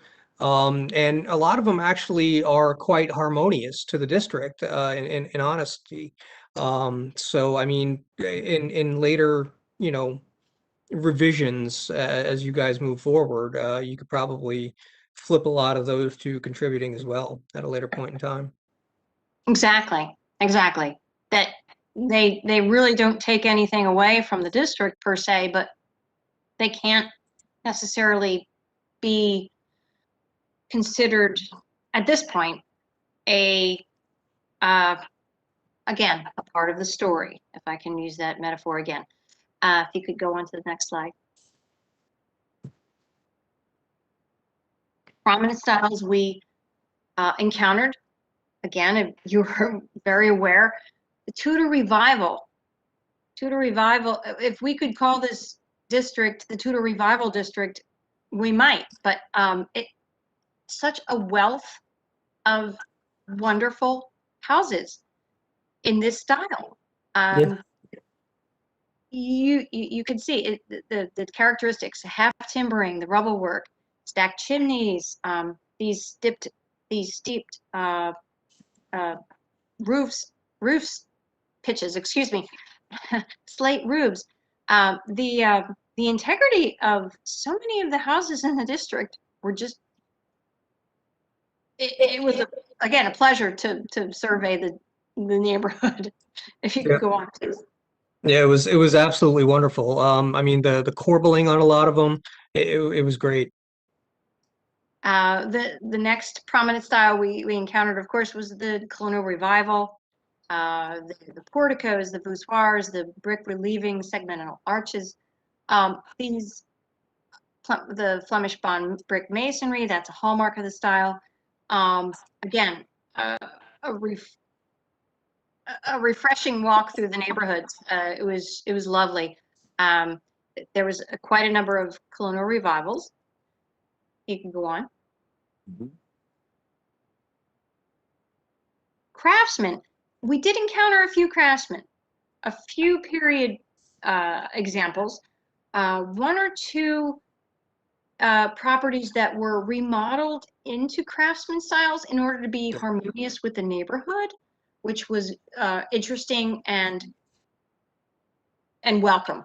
Obviously, it was nice to see, sympathetic design. If you can go on, please. Of course, there were local architects featured within this historic district. Scott, if you could speak to some of their names. Yeah. I mean, there were quite a few local architects that were prominent, throughout that area. I'm just scanning through the history real quick. Sorry about that. Because it's it's late at night and. Oh, I'm so sorry, Scott. So yeah, just bear with me 2 quick seconds. But yeah, I mean, there are so many great local architects that were involved with this. I don't know why I'm blanking on one of their. Oh, I'm sorry. Okay, Scott, I'll save you from this. It was nice to see so many local architects staying in the area, meaning they designed some of their own houses or they lived here and they designed here. And they're wonderful, wonderful examples. Oh, Dudley Van Antwerp was a very prominent one. He was actually the son-in-law of Harry Fenn, very big proponent of the arts and crafts movement in England. One of his biggest things was the push for the Elizabethan / Tudor style homes. So I mean, he was actually a very prominent architect in this area, as a matter of fact. Some other ones coming across here real quick. Oh, my apologies. No. Yeah, I mean, Antwerp was actually the one that I was most enamored with. Mm-hmm. Because honestly, as you look through a lot of the houses, even if you go back to the prior slide, Graham. Yeah, if you look at, actually one more back, sorry. If you look at that house in the lower left-hand corner and the protrusion that you've got there, it's actually more of an arts and crafts kind of inspired, where they're trying to venture outside of the norm of colonial architecture, largely because you had all of these Tudors and all these other buildings that were going up, and Fenn and Antwerp were actually 2 of the big proponents to push for that in this area. To try to distinguish themselves and differentiate themselves, I suppose. Yeah. Okay, could you go on, Graham? Thank you. One more. And the Georgian Revival. Some of the grander houses, including the Tudor Revival, but some of the other grander examples in the neighborhood were the Georgian Revivals. The slate shingled roofs and mostly brick construction. that we saw here, and the huge chimneys. Again, not as prominent as the Tudor Revival or the Colonial Revival, but still a good presence. If you could go on, please. And the Queen Anne, which, as you know, an earlier style, earlier than the Georgian Revival or the Tudor Revival, to a certain extent, a more, late 19th century style. We did see a few of these examples, not elaborate styles, more subdued, but definitely a significant presence in the neighborhood. If I may interject a interesting little detail. So the building in the lower left-hand corner there that stands at the northeast corner of Llewellyn Avenue and Eagle Rock. It's not my acumen. For some reason, it's just late at night. But that building right there is really interesting because it's actually a holdover from when that part of the estate area neighborhood was actually part of Llewellyn Park. Part of the originally planned Llewellyn Park Historic District, or when Llewellyn Haskell planned his original community, that land was actually originally part of his design. And that's actually one of the buildings that was built in Llewellyn Park, but never became part of the, I guess once, Llewellyn Park kind of shrunk back into West Orange, but that's actually a holdover from the days of Llewellyn Park. That was one of the very interesting things that we found through this, that there was a portion of this estate historic district that could have been, should have been, would have been part of Llewellyn Park, and that shares a history with its neighbor. If you could go on to the next slide, please. There was Spanish Colonial Revival, other revivals, of course. You have your tiled roofs and arcaded porches and entryways, window gratings and hood moldings. Again, not greatly represented, but still a significant style in the estate historic district. You go on. Now, again, as you know, the district meets the criteria A. Development led to a recognizable neighborhood created by the sum of its individual elements.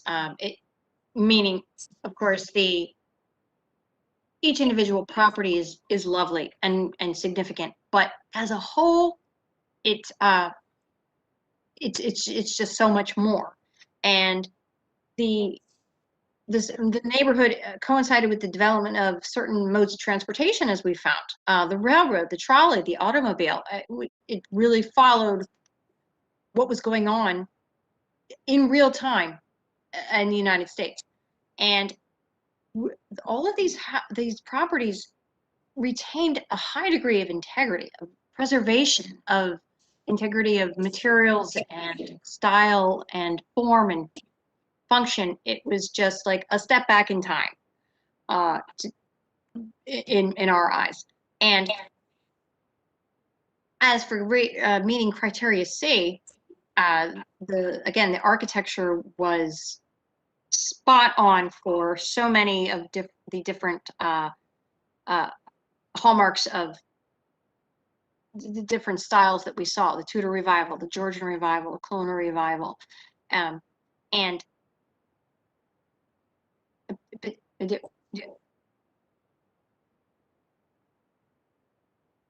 No.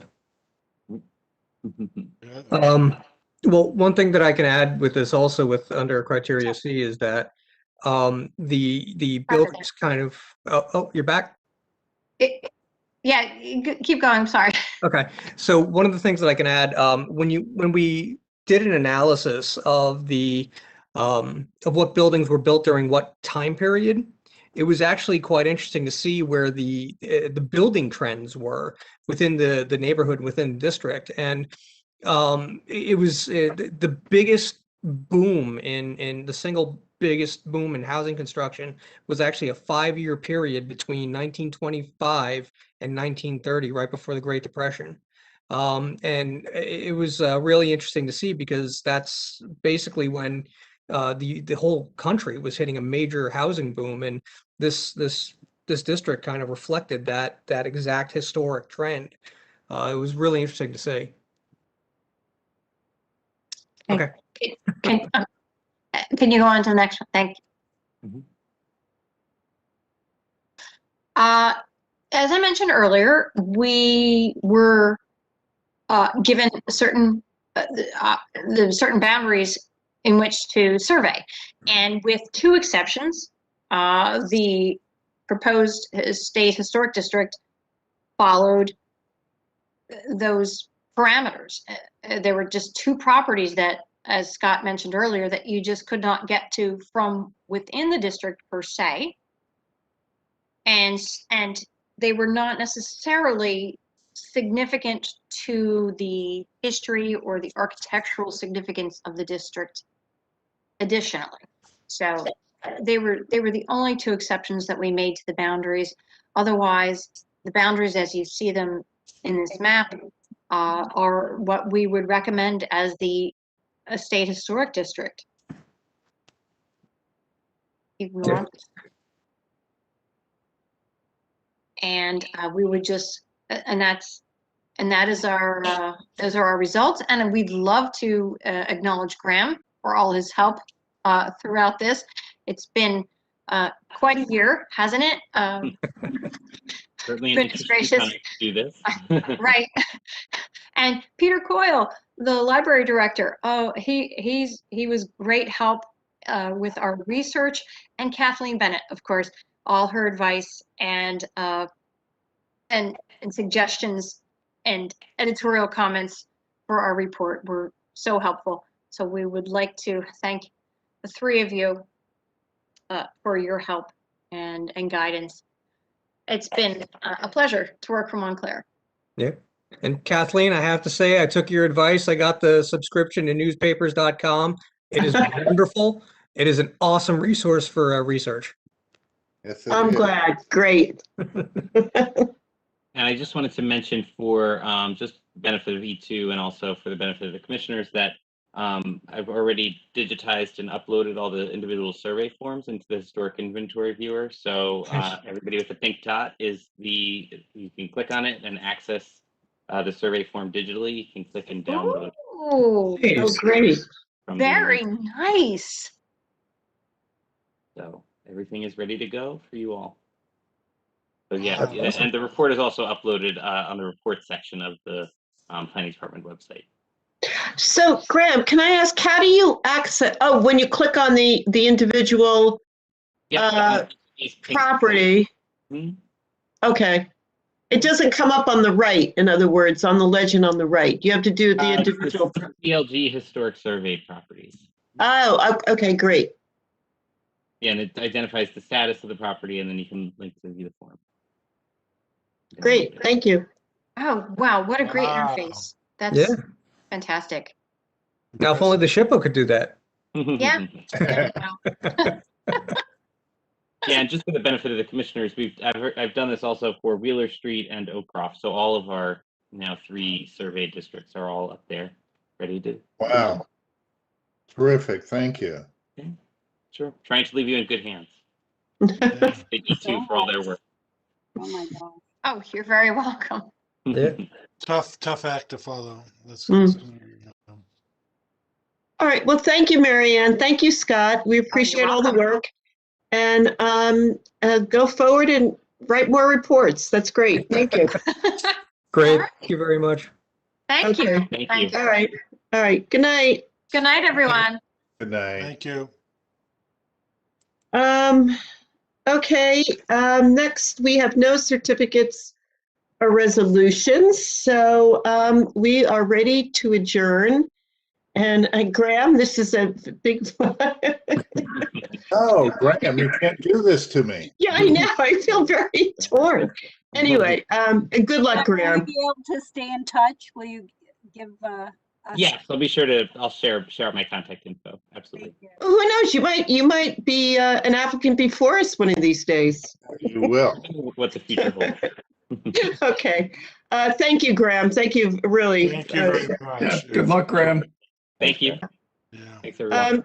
very good. Thank you very much. So, great, yeah. So may I have a motion to adjourn? And second? Second. All in favor? Aye. Aye. Aye. Okay. People, see you at the August meeting. Take care. Bye-bye. Bye. Graham. Bye. Thanks, everyone. Bye-bye.